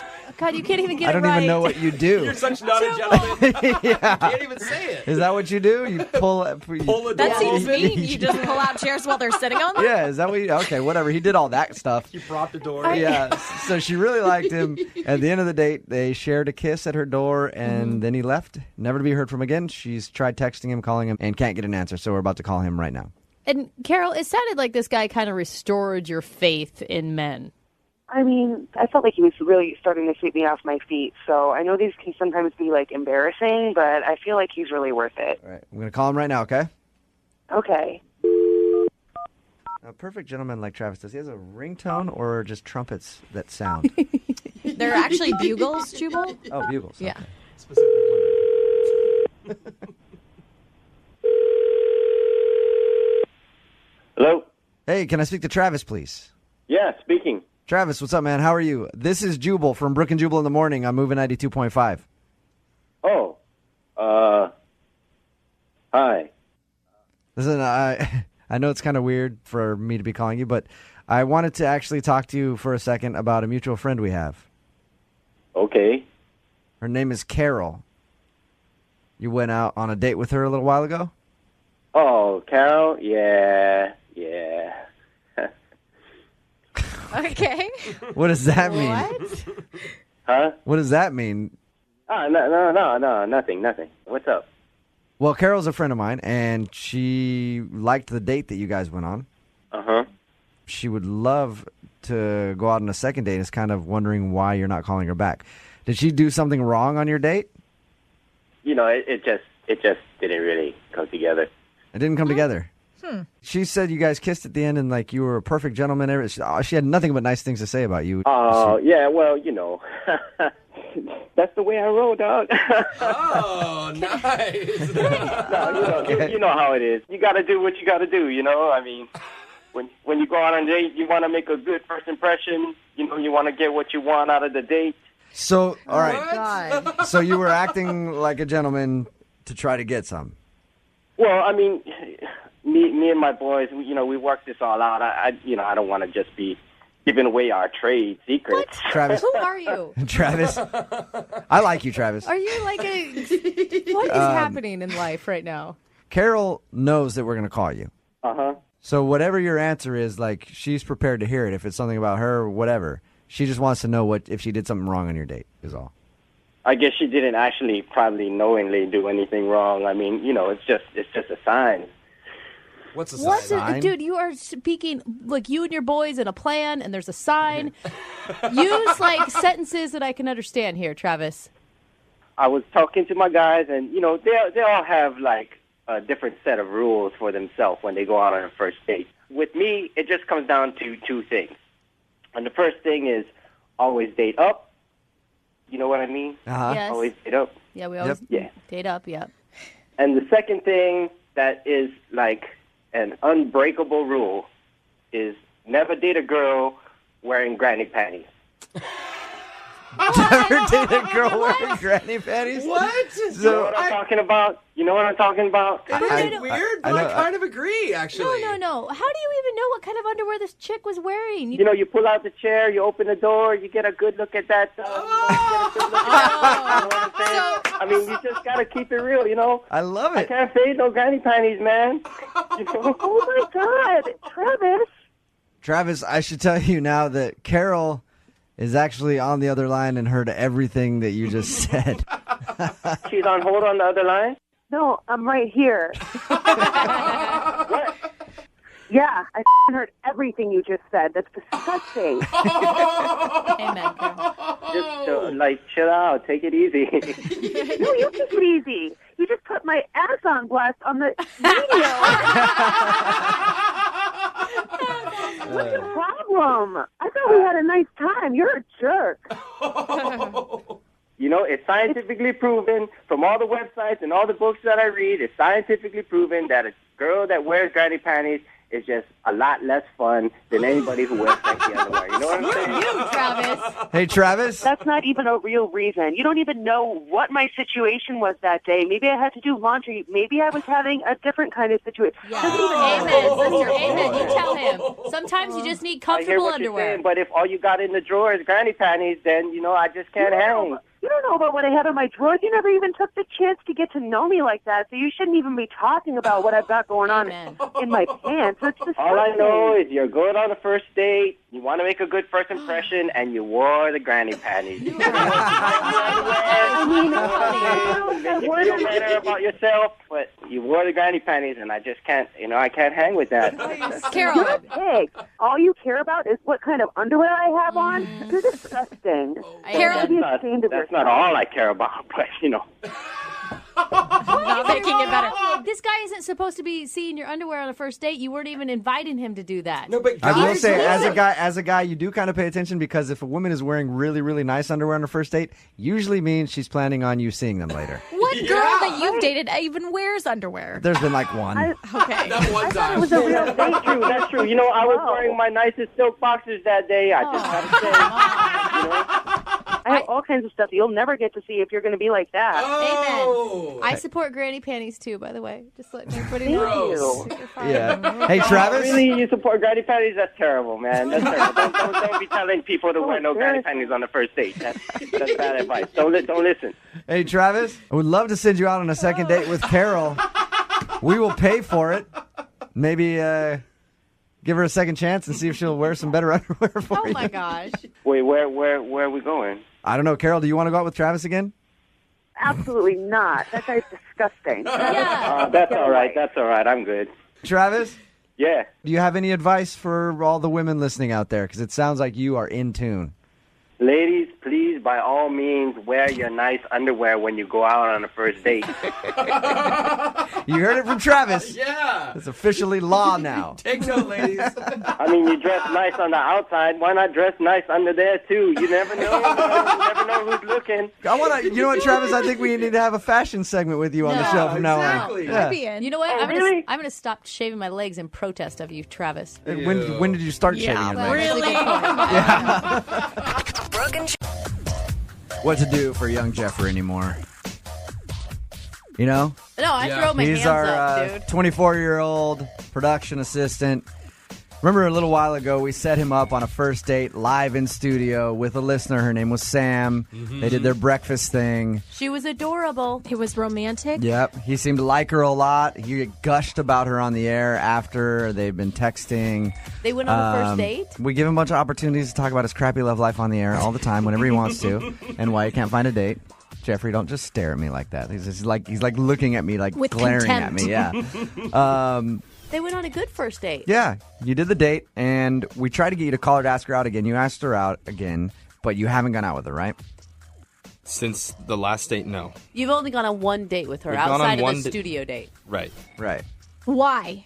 What is going on? Here's the thing. Like, producer Boyd just told me that Sam, the listener that young Jeffrey went on a date with, even threw him a bone over the Halloween weekend and asked him to a costume party, and he turned her down. Okay, Oh, what? Here's the Yeah. thing. Every woman in Seattle has to turn all of their rage to Jeffrey because young Jeffrey is the epitome of a Seattle man. Super passive aggressive, won't make any moves, says he's interested, but then doesn't show any actions to back that up. And then complains about Right. having a sad love life. Complains about not having a girl. You have all the tools to have a great love life, but you just don't take advantage You're an of them. attractive dude. You got a good body. Mm-hmm. You got... Jubal wants to make That out was- with you. That was a long pause after the good body, Jubal. Am I lying, you guys? No. Jeff is a good-looking guy. Like, I don't have a problem saying that. You're you know what I chiseled, mean? man. I ask I'm Jeff jealous. all the time to come to work without a shirt on. I'm being 100% serious. The guy's got a good body. He's got a job that people think is cool. He's funny. I You're laugh funny. At him. He has a degree? That doesn't matter anymore. He can make full sentences. So you didn't go meet up with her when she asked you to go to the costume party. Why? Over the weekend, Jose and I had to go down to Belltown both nights in order to do the interview, Okay. so I couldn't make it. So you couldn't go hang out for a little while at the costume party and then go to Belltown after? I could have shown up there for 15 minutes and then left. Did you- but do I you feel wanna like that s- would be almost rude. This is the same excuse you used last time, that you're too busy. into your job. So you're telling me that it took you guys 5 hours from 8 p.m. to 1 in the morning to get that audio? No, the party started at 10:30, and I had to be downtown with Jose at 11:30. Ah, okay. And the party's over in Issaquah. Crazy. What am I supposed to do? I don't know. Sometimes, if that would have happened to me, I'd have been like, hey, you know what? I can't, but we could meet up for dinner before you go or a drink. Crazy. I don't know, though. She You know what I texted mean? me that night at 8 and was like, hey, last minute, Well, but weird, I was like, since I you didn't can't. have any other plans until going to Belltown to record audio. No, I had already Seems had like- that plan. Yeah, you know, have that plan. But that's did you it. had plans beforehand? That was your only plan for the night. So you could have been like, let's meet up at a bar before No, and grab a drink. she texted me at 8. Jeffrey, do you You went to Belltown at You midnight. still had- All right. Or how about this? There's a whole nother day after that. You could have been like, hey, let's go to dinner Well, tomorrow. guess what? Guess who did ask her out afterwards? Some This other week. dude. This week. Some other guy that's actually going to get a date with her. Well, all right. I know we may have given up on you. You said you asked her out. We'll talk to you a little more about that later. But because I care about you, Jeffrey, I invited another listener to come out and have breakfast with you. Really? It'll be another first date for Jeffrey. Oh, yeah. First date? Surprise first date. It's going to be amazing. Oh, my gosh. Are you ready for another first date live on the air? I'm feeling sick. We'll do it in 7 minutes. It's moving 92.5. Moving 92.5. Brooke and Jubal in the mornings. Second date update. It's a live second date update. Because young Jeffrey can't seem to get a girlfriend. So technically, this is a live first date. Yeah, this is a first date. Because we talked a second ago about how Jeff, remember he went out on his first date with a listener, Sam, that we set him up with a while back. They've gone out on one date since. She's asked him out. He was busy again. Wow, for 7 days. Yeah, he's been too busy to hang out with her. 24 hours, 7 days a week. So he obviously really likes her. So now the table's been set because we invited another listener in. And this is a surprise to him. He didn't know this at all, did you, Jeff? No, this is really weird. Why is this weird? Because I'm trying to help you I out. just told producer Boyd this morning about what was happening in my life. I don't know why he would go and set up another date ahead of time. Let me ask you this. Now that you talked to Sam yesterday, the listener Sam, is she going to be upset knowing that you're going to go out with another girl here in a minute? Uh-oh. Or am I creating some kind of drama in your life? Because I don't want to do that. I want to help you out in Love love. triangle. Remember, he didn't even kiss her. That's true. I asked And Sam out. He said he put his arm around her, and then when we talked to Sam on the phone, she said he never did. So I asked what's Sam Sam gonna out think? yesterday to go out for dinner again All because right. I really wanted to see her.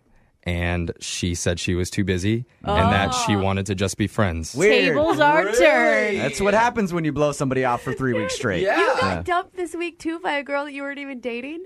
She never liked me in the first place. I didn't get dumped. Yeah, right. She liked you. She wanted you to kiss her. She liked you. Of course she liked you. You didn't make the move fast enough. Yeah. Yep.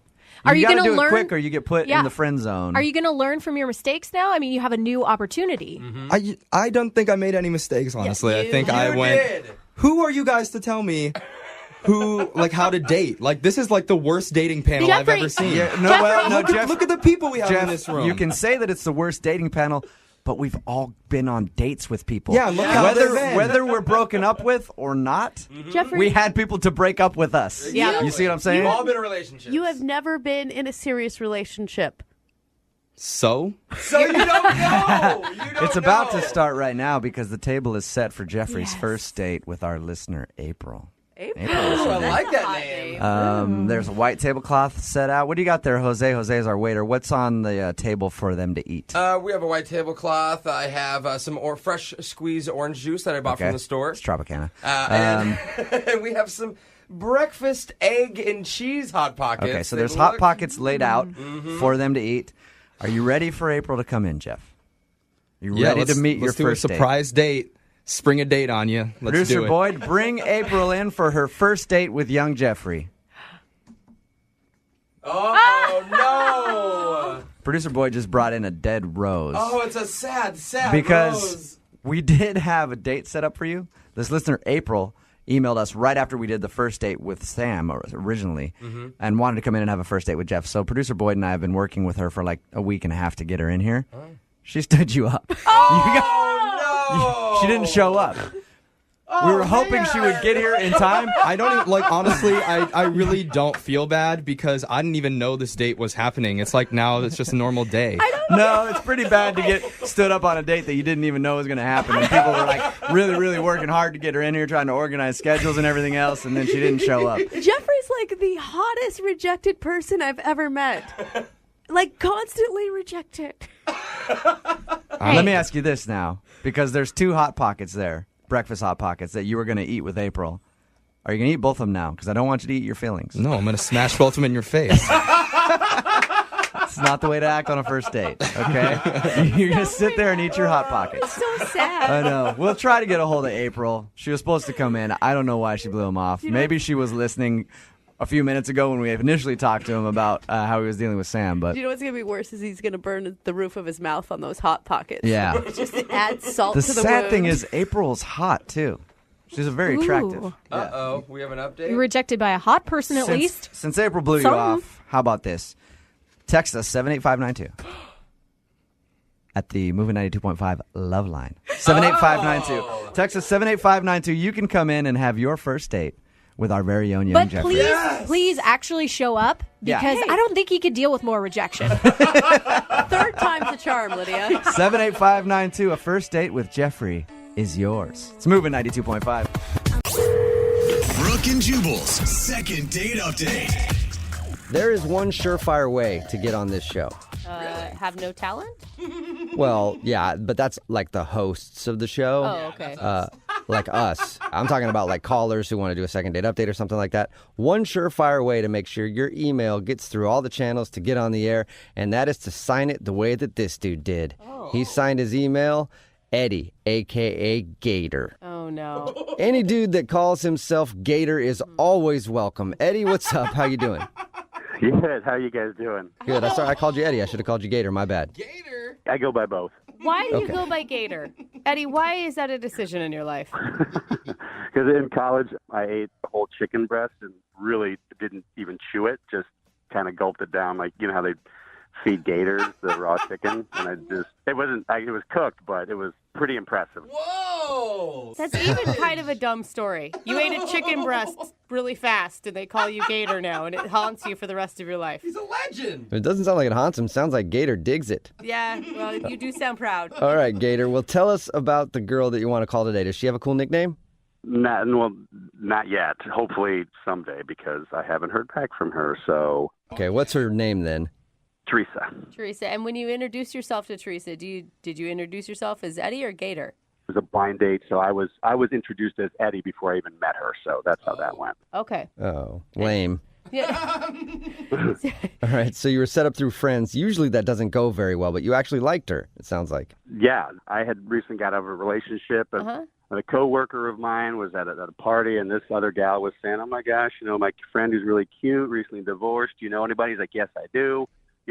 Eddie." So we get set up on an actual blind date. No last names, no Facebook, nothing. Oh, cool. No idea. What was it like when you guys showed up, I assume, at a restaurant and saw each other for the first time?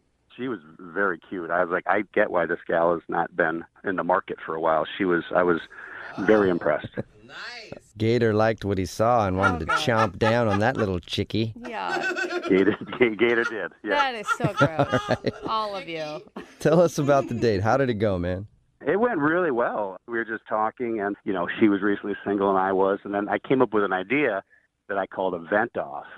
And I was like, how about this? I say one bad thing about my ex, then you say one bad thing about your ex, and we get back and forth. And, what? Yeah, just kind of like a ping pong or tennis of anger. Yeah. Eddie, that's a horrible idea. I mean, the last thing you should be talking about, you're both recently single, is your exes, let alone bashing them.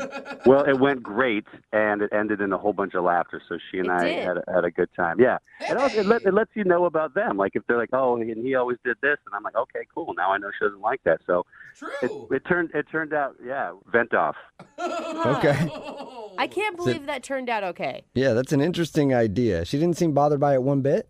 At the beginning, she was kind of like, well, I don't know. And then I think I started. Then she just absolutely, went from first to fourth gear, and she was into it. It was really fun. Okay, so wait, what was the worst thing you said about your ex? One time I got super pissed off that she wouldn't shave me. What? What?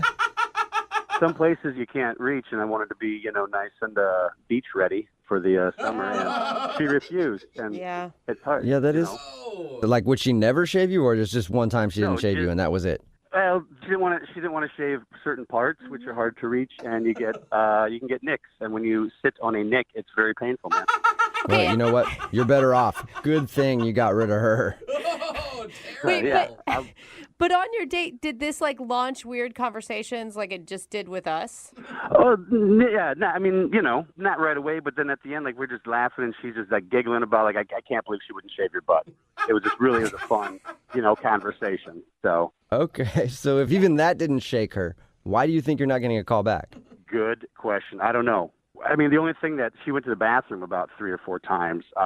And I didn't ask. I didn't know if it was, food poisoning, or maybe, a female thing, or maybe she just needed a break from Gator's face. I don't know. That could be it. I'm surprised you didn't right. ask. I mean, you guys had just shared butt shaving together, so it doesn't seem like anything would be too personal for you. Well, yeah. I mean, when 2 people can share butt shaving on a first date, I mean, that's gold. You don't get better than that. She's tossing that away. I mean, it was really that's the best standard of first dates. So come on, I don't know. You're absolutely right. When you bond over butt shaving, there's no reason you shouldn't get a call back. All right, we'll play a song, come back, and then call her and get your second date update, okay? Gator says thank you. Oh, gosh. Thank you, Gator. Hang on. Moving 92.5. Brooke and Jubal in the mornings. Second date update. Right in the middle of a second date update, and if you missed the first part, Gator is on the phone. And today, Gator wants to call a woman named Teresa. They were set up through friends, went out on a date, and he probably had one of the best first date activities I've ever heard of. They engaged in a vent-off. That's right. That's where you sit there and you just talk trash about your exes. You take turns going back and forth until one of you has the best, worst ex story ever, and then you win the vent-off. We never asked Gator, did anybody win the vent-off? Or do you win the vent-off? I don't even know how it works. Gator, does somebody win? We both do. It's a win-win. Oh, is it?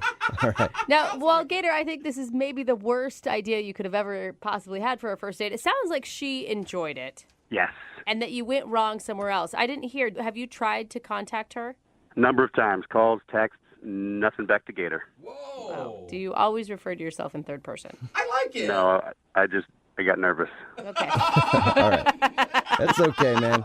It happens. You get nervous and you refer to yourself in third person. If your nickname is Gator, you can do that, okay? All right, man. I'm going to dial her phone number right now and see if we can figure out why she's not calling you back, okay? Yep. Here we go.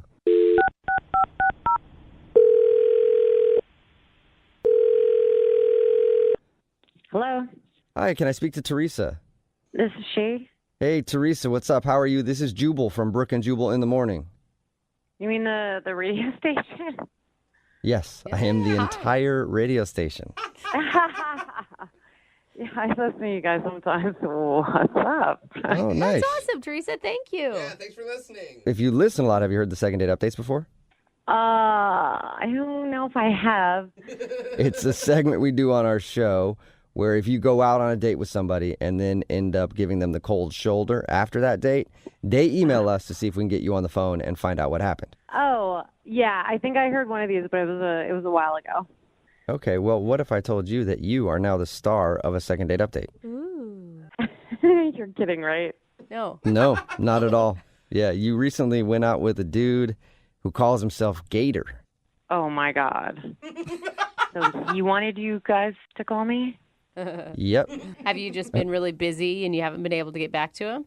Yeah. I mean, can you just tell him that? Well, if you would have sold that a little more convincingly, maybe, but it's obvious that you were like, yeah, sure, whatever. Do you mind telling us why you're not calling Gator back? I mean, I don't want to really say it because it's kind of embarrassing for him. So I just feel like... If it's the butt shaving thing, he told us about that. Actually, that was really funny. We had a vent off. I don't know if he told you that, but it was like venting about your exes. Yeah, he did tell us about it, and he did say that he shared with you that he was mad at one of his exes because she wouldn't shave his butt. I know. That's ridiculous. I mean, I was a little, skeptical, but, I got to call my ex an idiot. He got to call his ex an idiot, so I thought it was cool. Oh, you did enjoy it. Okay. Yeah, I actually did. You should actually try that sometime. It's pretty funny. I do it a couple times a week. I pay like $100 an hour, though, to do it with a therapist. But anyway, probably even more fun on a date. So if that didn't bother you, then why aren't you calling him back? Like, what's wrong with Gator? There's just a weird situation, and I don't know. It was just weird. That I don't know what to say about it. On the date, a weird situation happened? So briefly, I go to the ladies' room, and when I come back, there's like a big, or maybe not a big, but a noticeable piece of my food missing. There's like a piece of fish missing from my plate. Whoa, really? Yeah, and so I was just like, did this guy really eat off my plate? And it was just like bugging me. So I went to the ladies again. Oh my gosh, so you're going to test him? Exactly. So I asked the waiter to watch while I was away because he was like super friendly, and I just thought couldn't hurt. So I come out of the bathroom, and the waiter catches my eye. I go over there, and he says, yeah, he just took a bite out of your roll. Out of your dinner roll? Yeah, that's weird, right? Yeah, that is pretty weird. So while you were going to the bathroom, he's eating the food off your plate? Yeah, who does that? Like, that is just, I mean, he didn't even ask me.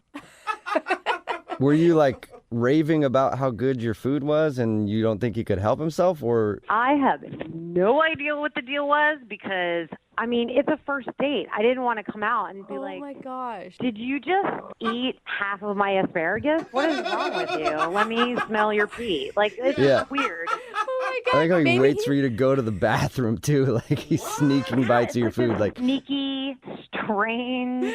Maybe he was hungry. Those restaurant portions at some of those fancier places are really small.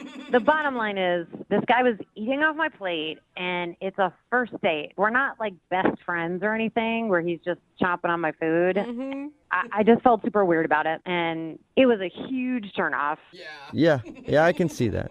You know, this might be a turnoff too, but Gator is actually on the other line listening and wants to talk to you. What? Yep. Hi, Teresa. Oh my God. first of all, I didn't know you saw that, so real sorry about that. Oh my God, you are unbelievable. I mean, at least you admitted it. You weren't trying to sneak out of it or anything. Why are you eating people's food while they go to the bathroom, Gator? I was hungry. I was nervous all day for the date. Didn't eat lunch. So here we're at dinner. I just grabbed a tiny little forkfuls. Remember why my name is Gator? I could have eaten that whole thing in a second. But I So you practice some restraint. That's very nice of you. Did you not think I wouldn't notice? I did not. No, I didn't think you would notice. It was tiny little fish forkfuls. Fish gets flaky and spreads out, and you're like, oh, I guess it just fell. Or something. I don't know. Gator, I mean, there's other ways to go about it. Like you could order an appetizer or ask for another basket of bread. Well, that was the thing. They took the bread away, and I got hungry. I was embarrassed. I'd be like, hey, bring the bread, more bread. I didn't want to look like a pig. I'm on a date here. So instead of I thought it would be better just to snack a little bit on the plate. I didn't. Yeah. Yeah, you don't want to look like a pig, You want to just eat off somebody else's plate while they go to the bathroom. That's better. Just tiny amounts. Exactly, yeah. Tiny bites. Yeah. And I feel bad. This is not what I do. But, I did pay for it. So, yeah, I mean, in essence, was mine. And, I guess you're right. Oh. You were loaning the food to her, I guess. And that's where you lost me. Oh. What? I paid for If anything, you were eating my food because I paid for it. So, what? Technically, I was giving it to you, and you were eating my fish. So I never thought of it like that. What is wrong with you? That's the only thing wrong with me is I was hungry. I mean, I told you that I didn't eat all day, and if we were dating for a long time, this would be no problem. It would be cute. But just because it's the first date, you get I would agree all with mad. that. Well, but also it might be cute if you guys are doing it together and you're not waiting until she goes to the bathroom to steal your food, I guess, but to steal the food off her plate. Okay, that's a good point. At one point, I was thinking maybe, I'll ask her, but, we're in the middle of a vent off, and it would just be in poor taste. That would be in poor taste. I mean, here's the thing, Gator. I've also been hungry on a date before, but do you know what I did afterwards? I went and got myself a burger at a drive-thru on the way home. That's how you solve that problem. There you go. Well, I also did that, too, because the fish wasn't very big. How much can you eat, sir? Yeah. Well, they call me Gator for a reason, okay? I can eat a lot, still look good. I'm not called Little Baby Bird. All right. Well, I don't want to ask this question because I don't want to have to buy you food, but Teresa, would you like to go on a second date with Gator? We will pay for it. No, I'm good. Thank you, though. Look, I know you don't want to go on another date with me, but we did have a really good time. The vent off, we were laughing, and I shouldn't have eaten off your plate sneakily. I'm sorry.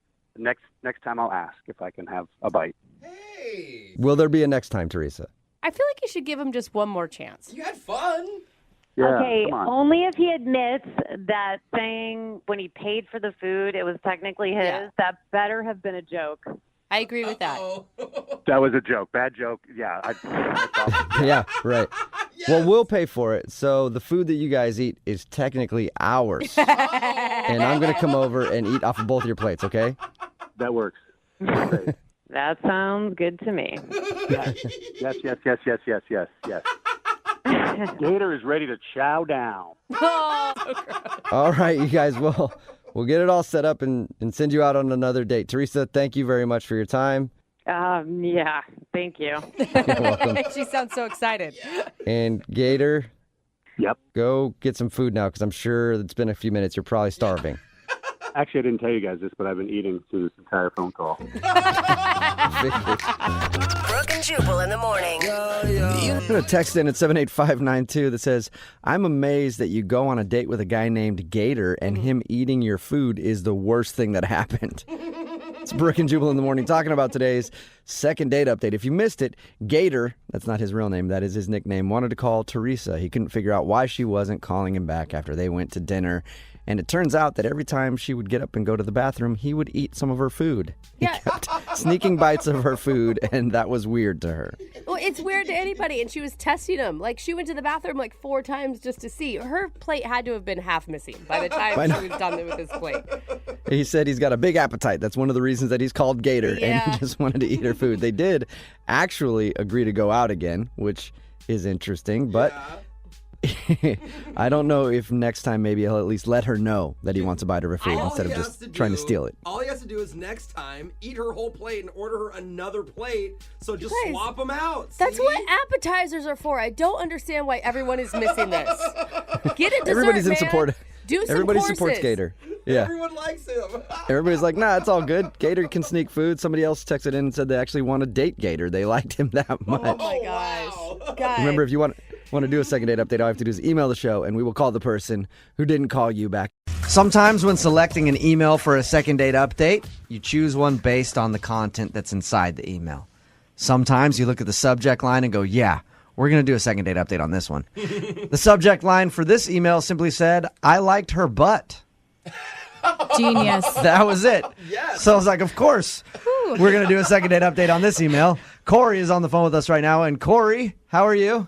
Yeah, I'm good, man. How you doing? Good. Thank you for the email. So does this butt that you liked have a name? Yes. Yeah. Her name was Autumn. Autumn, okay. And how did you meet Autumn? We were in the coffee shop, and, we were sort of checking each other out, and I was like, I just said, like, hey. Sounds like you are a smooth operator. Yeah, I have all the good lines. All right, so that's it. That's how you get a lady's number at the coffee shop. I just, hey. But man, you'd be surprised how often that works. And they're just like, hey, and then it's like, wow, this is a great place. Yeah. And then coffee shop, So you started and up, then, you started up a conversation with her. You and must then- be hot, Corey. Yeah. That's all I'm thinking. Did you like say to her, hey, I like your butt a lot. Like you got back for days. Yeah, my name's Corey. she was in front of me in line, so it was weird because I kept like talking to her because I wanted to talk to her to meet her so that I could get to know her and her butt. But then every time, I'm glad you acknowledged there's more to her than her butt. Yeah. Yes. I She's wanna a whole person. Get to know her personality as well as her butt's personality. but then like every time I would talk to her, she would like turn around and face me, and I would be like, oh man, but no, now I can't see her butt again. So then I would like be quiet for a minute, so she would turn back around. I love it. That's awesome. I know, it was a bit ridiculous, but but it worked, and I got a date out of it, and I invited her to go play some old school video games with me at this arcade. Yeah. Nice. And we had a good time. I mean, she was killing it on the Miss Pac-Man machine. And but then she was like, oh, I got to get going. She kept like talking about like how she had to get home soon. And I was like, oh, come on, we're having fun, like let's hang out. And I was like, let's go get a drink. I'm thinking maybe she doesn't want to be in the arcade anymore. I was like, what do you have to get home for? What do you have to work tomorrow? What's happening? And You she didn't was, like, hound her. really- Did you actually hound her like that? Because then I could understand her not wanting to call you back. Like you're like, what do you mean you got to go home? No. What do you mean you're employed? Yeah, I was totally like, yeah, what's the matter? Why don't you hang out? Yeah, was it like that? I was cool about it. Okay, I was just like, the way you're describing it sounds like you were pressuring her into hanging out. And because I will say there's a fine line, Corey, between like teasing and then a girl actually feeling you're being mean. I think I was being nice about it. Sometimes people are like, I feel like hanging out, but I need to be sort of like convinced to really just like hang out. And they just like want someone to give them permission to like not be responsible. Peer pressured into making a mistake is what you're saying. Corey, is there any chance she caught you checking out her butt like 8 times? Well, I mean, there is a good chance that happened because like that did happen. Because like I couldn't stop looking at it. Yeah, like we were playing one of the games, right? We were like sort of like playing each other, and like a couple times I actually killed my guy early so that I could just like stand back and like watch her play the game a little bit. Nice move, dude. I didn't tell her that though, so Okay. I'm just telling you guys that. All right, but she may have noticed. I mean, if you're this obsessed with her butt, she might have noticed. Maybe. How did everything end with you guys? Did she say she wanted to see you again? Well, I mean, she didn't say she wanted to see me again, like exactly. you know. But like, I was feeling vibes, and like, we totally kissed at the end of the night, and like, I really got the feeling she was having a good time, but was just kind of being like shy. I texted her the next day and was like, "Hey, I had a lot of fun," and then like, I didn't hear back. So and she hasn't responded to any of your texts or phone calls or anything? no, like, not even like a yeah, sorry, not interested. Not even like a butt selfie. What a prude. Not even a butt selfie. Yeah, that's rude. Ugh. All right, well, we'll play a song, come back, call her, and get your second date update, okay? Awesome, man. Thanks. All right, hang on. Moving 92.5. Brooke and Jubal in the mornings. Second date update. Guys always define themselves by which part of the female body they're into. Are you a leg man? Are you a boob man? Jose calls himself a pulse man. Are You got any- a pulse and you're breathing. That's pretty much all he needs. He's a pulse man. Corey on the phone for today's second date update would describe himself as a butt man. Would you say that's correct, Corey? Yeah, I like butts. What can I say? Just sad there's no personality men. Brain and intelligence men. Yeah, that comes later. Okay. Corey emailed us about a second date update that he wanted to do, and the subject line for his email simply said, "I liked her butt." Nice. We talked to Corey earlier about his date with Autumn. They went and played video games. Seems that they had a good time. Corey can't think of any reason she wouldn't be calling him back. We're about to give her a call right now. There's absolutely nothing you can think of, Corey. The date went perfectly well, in your opinion. Yeah, we had a great time. Yeah, I don't know. That's why I need your help. All right. Well, we're going to give her a call right now, see if her butt answers. Because the way you talked about it, I'm assuming it has hands and a personality and everything. We're going to call her right now, see if we can get her on the phone, okay? Cool.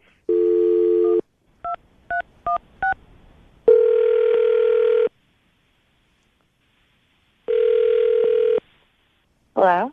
Can I speak to Autumn, please? This is she. Hey, Autumn, how are you? This is Jubal from Brooke and Jubal in the Morning. I'm moving 92.5. Sorry, who is this? Jubal from Brooke and Jubal in the Morning on the radio station moving 92.5. How are you? Okay. Have you heard our show before? No. Well, we do a morning show on moving 92.5 from 6 to 10 every morning. You should check it out at some point because you're on it right now. I'm on the show. Yep. Why? Well, because you recently went on a date with one of our listeners. Okay. And they liked you a lot, but you aren't calling them back. Remember going out with a guy named Corey? Oh, my God. Yeah. Well, Corey liked you a lot. Corey listens to our show, so he emailed us and was like, "Hey, I'm having problems with this girl, Autumn. I can't get her to call me back, and I'd like to see her again. Can you guys find out if I did something wrong?" Did you enjoy your date with Corey? It was not great. No, it was not great. Do you mind telling us what wasn't good about it? Yeah, and you need to broadcast to the world so nobody ever goes out with this pervert again. What did he do? He live tweeted the entire date. Live tweeted? He was live tweeting your date? Tweeted, yes. And posted pictures of my butt in almost every tweet that he sent out. Oh my God! What? Really? Yeah. Almost every tweet had a link that was a picture of my ass. What? And then his hashtag was literally loving the booty. I have no idea how he did it because I didn't even see him. So he would come up behind me, I guess, and just take pictures of my butt when he was pretending to play video games. I don't know. That is I so do not creepy. know. Oh, the creepiest. Did he tell you that he was going to be live tweeting your date, which is weird in the first place? But did he tell you that? No, he didn't tell me anything.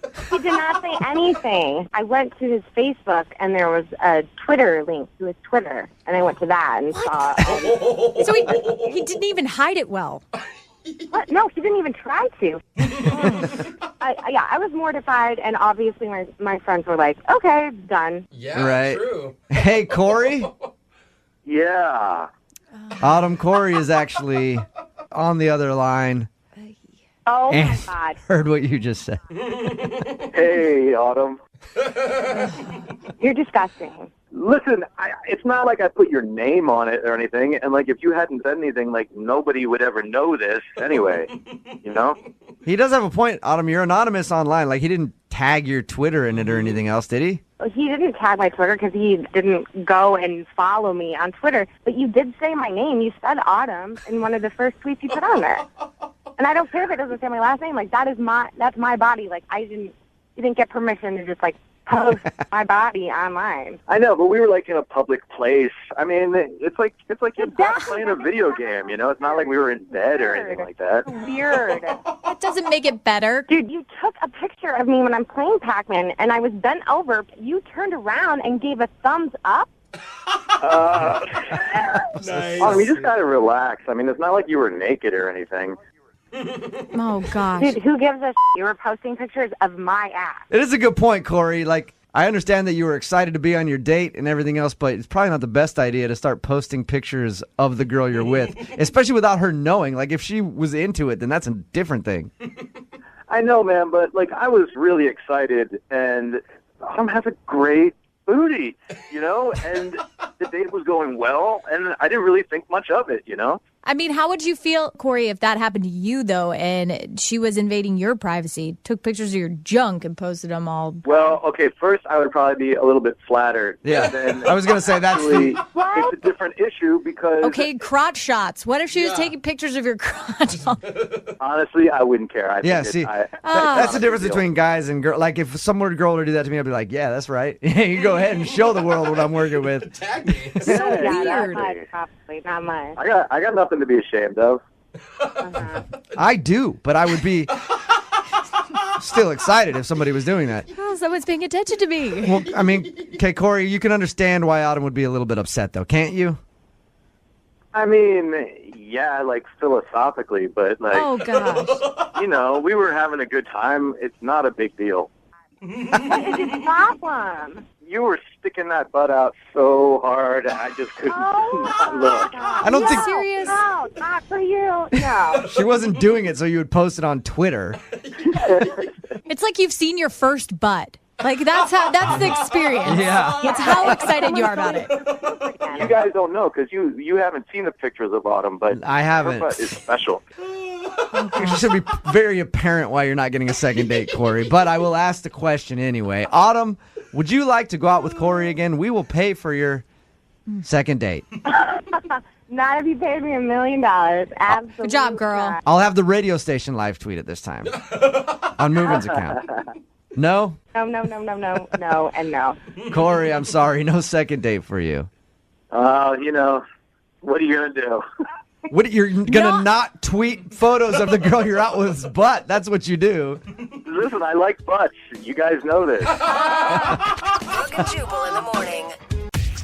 You know, normally when we get emails into the show for a second date update, I'll read them and I'll be like, what did they do that screwed up the date? You can't really tell. It seems all normal. But I read Josh's email, who's on the phone for a second date update right now, and all I thought was, what did he do that didn't screw up the date? Uh-oh. Josh, how are you? I'm good, but I thought the date went well. I don't know what you're talking about. Oh, no. I mean, I'll let you tell it, and then we can all be the judge. First of all, what's the name of the girl you want to call today? My name's Caroline. Caroline, all right. And where did you meet Caroline? So we met each other on Tinder, and I meet a lot of women on Tinder. Was that like are you bragging there or? Well, no, I've had the app for a while, so. Got it. It just sounds like you're kind of like, yeah, I meet so many chicks on Tinder. Nah, man. I mean, it's true. I do. Okay, or it's a bad thing because you're meeting a lot of women and you're still single. I mean, I like to play the field, feel it out. Okay, sure you do. Yeah, All right. I'm sure it's all your decision. Well, tell us Josh? about playing her field. How was playing Caroline's field? Caroline was really nice. I think it was like her first time on a Tinder date because she was like nervous or like whatever about it. What'd you guys do for your? Oh, sorry. What'd you do for your date? We went to dinner, but hopefully you had better chemistry than what just happened there when you guys are trying to talk. What? Again. What? Okay. Yeah, exactly. So now we're all on an awkward date. Okay, everyone stop talking. Yeah. Let him answer. How was it with her? I thought it was good. We vibed well. So I do this thing to kind of like break the ice on first dates. Huh. So I always tell the Tinder person, like, hey, why don't you like bring over some of your unopened mail? And I'm going to bring some of my unopened mail. What? And we'll open it together. What's the point of that? It's cool. It's a conversation piece. Wait, people have actually followed through with this. Yeah, it's just mail. Like, I open her mail, she opens mine. It's not that big of a deal. Okay. Do you pay each other's bills too, or? No, it's fun. And I feel like I helped her out because, like, she got a ticket, like a trash can fine or something like that. So I told her, I'm like, hey, you can totally fight it. Like, we're not going to actually charge you. Oh, okay. So you actually, all right. That would be, I'd sleep with you right away if you help me get out of a ticket. Exactly. Trash can ticket. You get a lot of tickets, bro. Yeah, I get a lot of tickets. So, man, maybe we should go out sometime, you know? What did she open of yours? Like some bills and some, like, junk mail. Nothing extravagant. And she didn't like open them and you have crazy amount of like outstanding debt or anything, right? No. It was but mainly there just to, like, start a conversation. Like, oh, so you subscribe to this type of magazine. Or, oh, so you have this phone plan. Oh, so you have electricity at your house and also pay a water bill. Exactly. Okay. Yeah, I mean, I've never heard of that before, so. Huh. Did she seem to like it? She seemed to be having fun. We were laughing and joking. It seemed to be going well. Okay, so it was a highlight of the date. No, after that, we went to see a movie. Okay. Okay, so And you made her pay because you saw her bank account. It's funny you say that because I am in between jobs at the moment, so I'm not, like, balling. Okay. Okay. But there's a lot of cool ways that you can, like, get around stuff and, like, not want to say be frugal, just to be, like, smart. I think frugal is a smart thing. Like, I think frugal is sexy. What'd you do? So we got our movie tickets, and she sent me out to get popcorn. And I don't know if you know, like, most movie theaters, if you get a large popcorn, they give you unlimited refills or whatever. Yeah. Right. So I'm going out to get popcorn, and I look over to this, like, pretty much empty trash can. And You didn't. there's an empty unlimited popcorn bucket in there.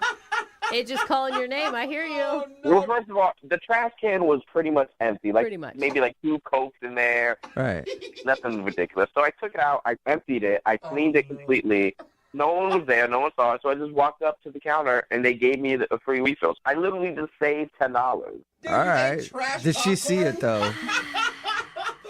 No one saw it. No one was noticed. So I came back, and we had popcorn, and it was good and buttery, it was tasty, whatever, and everything went well. I mean, I kind of a little bit cried during the movie because it, like, reminded me of my ex, but, like, it wasn't that big of a deal. So wait, hold You on. didn't You're tell her to crying remind you of over the your ex, right? and you ate popcorn out of the trash. That's where we're at. Okay, I wouldn't say crying. I would say there might have been a few tears. Okay. All of this is fine if she doesn't know the background of any of these things, Yeah. right? Like, if you're crying, she can see you as, like, being in tune with your emotional side. Great. Awesome. Like, you didn't tell her that, right? Like, I'm crying because of my ex. We used to go eat garbage popcorn together all the time. Yeah, I don't think she noticed the crying, and I'm for sure she doesn't know about the popcorn. Okay. Okay. So how was the end of the evening? Did you guys get a kiss or anything? No, so we're driving back to her place or whatever, and she seems like kind of like nervous or like anxious. So I wanted to like ease her thoughts, like her mind or whatever. So I just let her know. I'm like, hey, just so you know, I do have a condom. Oh, no. You said I have a condom or a condo? Condom, like protection. All right. Did you just throw it out there? Like, she wasn't headed up to your place or anything, right? You're just like, hey, just to let you know, in case I have condoms everywhere. We were heading to her place, and I just felt like she was getting anxious, like maybe she didn't have any. You don't say it then. So you bypassed the first kiss and went straight to, you have protection. I just wanted her to know that I'm safe. So wait, did it work? Did she calm down after you said that? Because And then go up to your room? I have a feeling she didn't. No, she said that she had to be like up early for work or something. Yeah, of course she did. Yeah. Yeah. Yeah. Do you really not see an issue with any of this? I'll give you guys that. I probably should have waited a little bit to mention the condom, but I think that might have been the only thing I did wrong. Okay. Well, we'll find out. We'll play a song and then come back and call her and get your second date update, all right? Awesome. Okay, hang on. Moving 92.5. Brooke and Jubal in the mornings. Second date update. Right in the middle of a second date update, and if you're just joining us and you're a bit nervous about what might happen, don't worry. I've got protection. I've got condoms. So no matter what happens, we are good. Wow. And so does Josh, who's on the phone right now. He's got condoms as well. And Josh told us about his date with a girl named Caroline. They went to dinner and a movie, did kind of a weird activity at dinner. He told her to bring her mail along, and they opened mail together. He says it's a fun thing to do with people, and actually it kind of sounded entertaining, so I can't really rip him for it. Yeah. After dinner, they ended up going to a movie, and Josh is a very frugal dude who knows how to cut corners, so he grabbed a popcorn bag out of the trash and took that up to the counter and got some free popcorn. He doesn't think she noticed that, though. The thing that he thinks is the reason she's not getting back to him is because at the end of the date, he just sort of threw it out there while he was driving her home. Hey, I got condoms. Yeah, see? They didn't even get a kiss or anything. Doesn't answer you right. And Josh, before we call her, I forgot to ask you, have you talked to her at all since your date? Has she responded to anything? So I sent her like 3 text messages over like the last 2 or 3 days.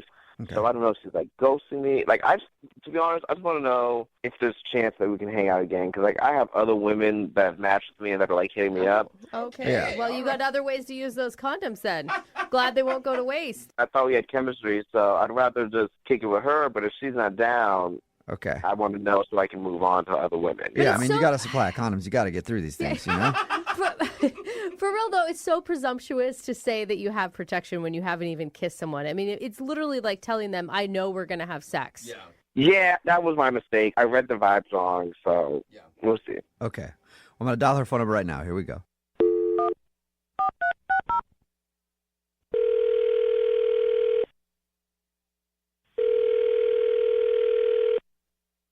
Hello? Hi, may I speak to Caroline, please? This is Caroline. Hey, how are you? This is Jubal from Brooke and Jubal in the morning. Like the radio show? Yeah. You actually know the show? I've heard of the show. Okay, there it goes. Oh my God. It's always what... We were so Yeah. shocked for a minute. Like, what? Really? Okay. But at least you've heard of it. So, it's a radio show, Brooke and Jubal in the morning. And I'm calling you today because... Sorry. Why are you calling? Oh, I was getting there. Jeez. Not very patient, are you? I'm calling you today because we got an email from one of our listeners about you. Okay. About what? Well, we do a segment on our show called the Second Date Update. That's where if you go out on a date with somebody and then end up not calling them after, they can email us to get you on the phone and see if we can find out what happened. Oh, okay. Interesting. Do you have any idea who might have emailed us? I mean, honestly, I don't do that many first dates. So if it's in the last few weeks, I have a guess. Okay. Go for it. Guess. We'll tell you if you're right. Is it Josh? Yes, it is. Hey, ding, ding, ding. Josh has condoms, if you were wondering. Oh, he told you about that. Oh Yeah, my he did. God. Were you mortified when he said that? Or pissed? Okay, at first I thought it was a joke, and then I realized it wasn't a joke. So I wasn't pissed. I was just like, oh, God. And he had multiple. There were many condoms. Oh, you got to see him. You like open up the glove box in his car and just condoms just start spilling out like a cornucopia of safe sex. Condicopia. Condicopia. Yeah, no, he opened his center console and pulled out I don't know if it was 12 or 24, but he was really excited that he got a deal on them somehow. He got them. Wait, so What they're deal did he get? discount condoms? Yeah, no, I mean, he seemed like a frugal guy just in general. He was very into the deal of the condoms. What was the deal? He said he paid $5 for them on the internet. Huh. Is there a dark web for condoms? I guess. I have no idea.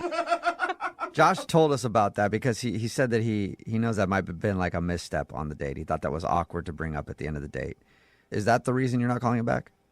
Well, just in general, I liked Josh. He was a nice guy. Mm-hmm. I would say the date didn't really live up to my expectations, and part of that was his fault, but part of it wasn't.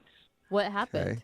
Okay. So we go to dinner, and he had this idea that we should, bring each other's mail, which I actually thought was kind of unique and cute. Mm-hmm. He told us about that, and he also told us you got a ticket. Yeah, so he kind of helped. He's like, I can help you get out of that, which, is cute. And after dinner, this is a little weird to me. He tried to pay with a Groupon. But that's not... Group, okay. Wait, I mean, that's yeah, not what's bad bad, about that? though. No, that was fair, but it was expired. I hate that. They still have to honor how much money that you spent on that, though. So I ended up chipping in a little, which honestly is fine. I'm totally fine with. It was just a little uncomfortable. It turned into a weird moment. Okay. Well, other than dinner, how was everything else? You guys went to a movie, right? Was that fine? Yeah, so we went to a movie. The theater itself was kind of gross to me. I just wish we'd gone to a different theater. What was gross? So halfway through the movie, I realized there was like chewed gum on the bottom of the popcorn bag that we were eating. Oh my God. Gross. No, like I wonder how that happened. or on the bottom. On the outside. Like on the bag. I'm like, how are they serving this bag with the gum on it? Yeah. Oh, yeah. How did they not notice? That's disgusting. So weird. So yeah, that grossed me out. But again, like that's not Josh's fault. That was the theater. So it was like another awkward moment, but he didn't do, you know what I mean? Yeah, that was definitely not him. That was theater's fault for sure. I mean, you can't blame him for that. Yeah, and actually I ended up going on Yelp that night and I left them like 1 star. Cause I'm like, dude, don't serve your food with chewed gum on it. Understandable. Review? Of course I left a review because I don't want that near my mouth. It's like someone else's chewed gum. It's disgusting. I'm like, oh. All right. So just all in all, it was an awkward date? Yeah, you know, I did like him okay. It was just these weird little things that kept happening, and then it just, at the end of it, I was left on the fence about him. Sounds like you followed your intuition that maybe something wasn't sitting right. Yeah, that's exactly how I felt. It just like something was off about it. Well, speaking of awkward surprises, he's actually on the other line listening and wants to talk to you. Wait, he just heard everything I said. I was here the whole time. Oh my God. Okay. Oh my God. Why don't you guys say hi to each other? I mean, it's been a while. Like a week. So here's the thing. The Groupon thing, I didn't know it expired. Like, I bought it a while back and never got a chance to use it. So I figured this would be a perfect time. We're going on a date. And then it was expired. Like, I had no idea. That sucks. Yeah, no, I didn't think that was on purpose. Like, that wasn't a real issue. It was just kind of awkward, I guess. The thing I did that was my fault, that I was just reading signals on, like, I maybe probably shouldn't have brought out the fact that I had condoms. Yeah. I mean, and then to show her the condoms too might have been a bit much, you know. Oh my God, I can't believe that's a maybe from you, Josh. Like, are you not listening? My thing is, like, I was reading the signals wrong. I thought that she was giving me all the signs. Like, I thought I was giving the green light. Like, I was green light. Like, we didn't even kiss, though. I don't know. I wasn't mad about it. You weren't, like, a jerk about it. It was just bizarre. Like, next time I would recommend not doing that. And it does prove, I mean, Josh, since you called us, it does prove that you wanted more than just, like, a one-night booty call. Because that's what it would normally feel like if some dude was like, hey, I got condoms. Yes, exactly. Yeah. That's not what I was going for at all. I just misread it. I thought she was giving vibes that she wasn't giving, and that was my fault. Okay. But as far as the whole movie thing goes, I'm appalled. Like, I had no idea that was even on the bag. I mean, I would get a refund, but I mean, it's too late now because I didn't know that it was there. But, like, I would have got a refund if you told me. Well, I appreciate that, and obviously that's not your fault. Like, I didn't take that against you. Yeah, it's not like you went into the trash and grabbed a popcorn bag or anything. You know what I mean? Like, that'd be ridiculous. Yeah, that'd be dirty. Like, no thank you. Yeah. I mean, you can't blame him for that. Yeah, no, I can't blame you for that, Josh, obviously. Yeah, so I feel like I only had, like, really one strike, and that was, like, the condom thing. And, like, it's our first date, so, like, you're going to have some strikes. But only one thing to go wrong on a first date, I feel like that's still a really good first date. It's not bad. That's true. Caroline, would you like to give him a shot at a second strike? Okay, Would you like to go on a second date with Josh? We'll pay for it. He made a pretty good plea. Listen, as long as you don't pull lots of condoms out of, like, hidden spaces, sure, I will go out with you again. Cool. Really? Awesome. I promise no matter what happens, if we're, like, holding hands or anything, I'm not wearing any condoms at all. Like, no. You're missing the signals again. That wasn't like, hey, we don't need to use protection. You know? Just wait for the condoms. No, Josh, yeah, that's not what I meant. Like, condoms are a great thing, but we don't know each other that well yet, so maybe keep them in the bedroom and, like, away from our initial dates. Yeah. Right. That's fair. I can do that. Yeah. Only use condoms with people you've been dating for a while. Strangers, no condoms. That's not the message either. Write that down, kids. Brooke and Jubal in the morning.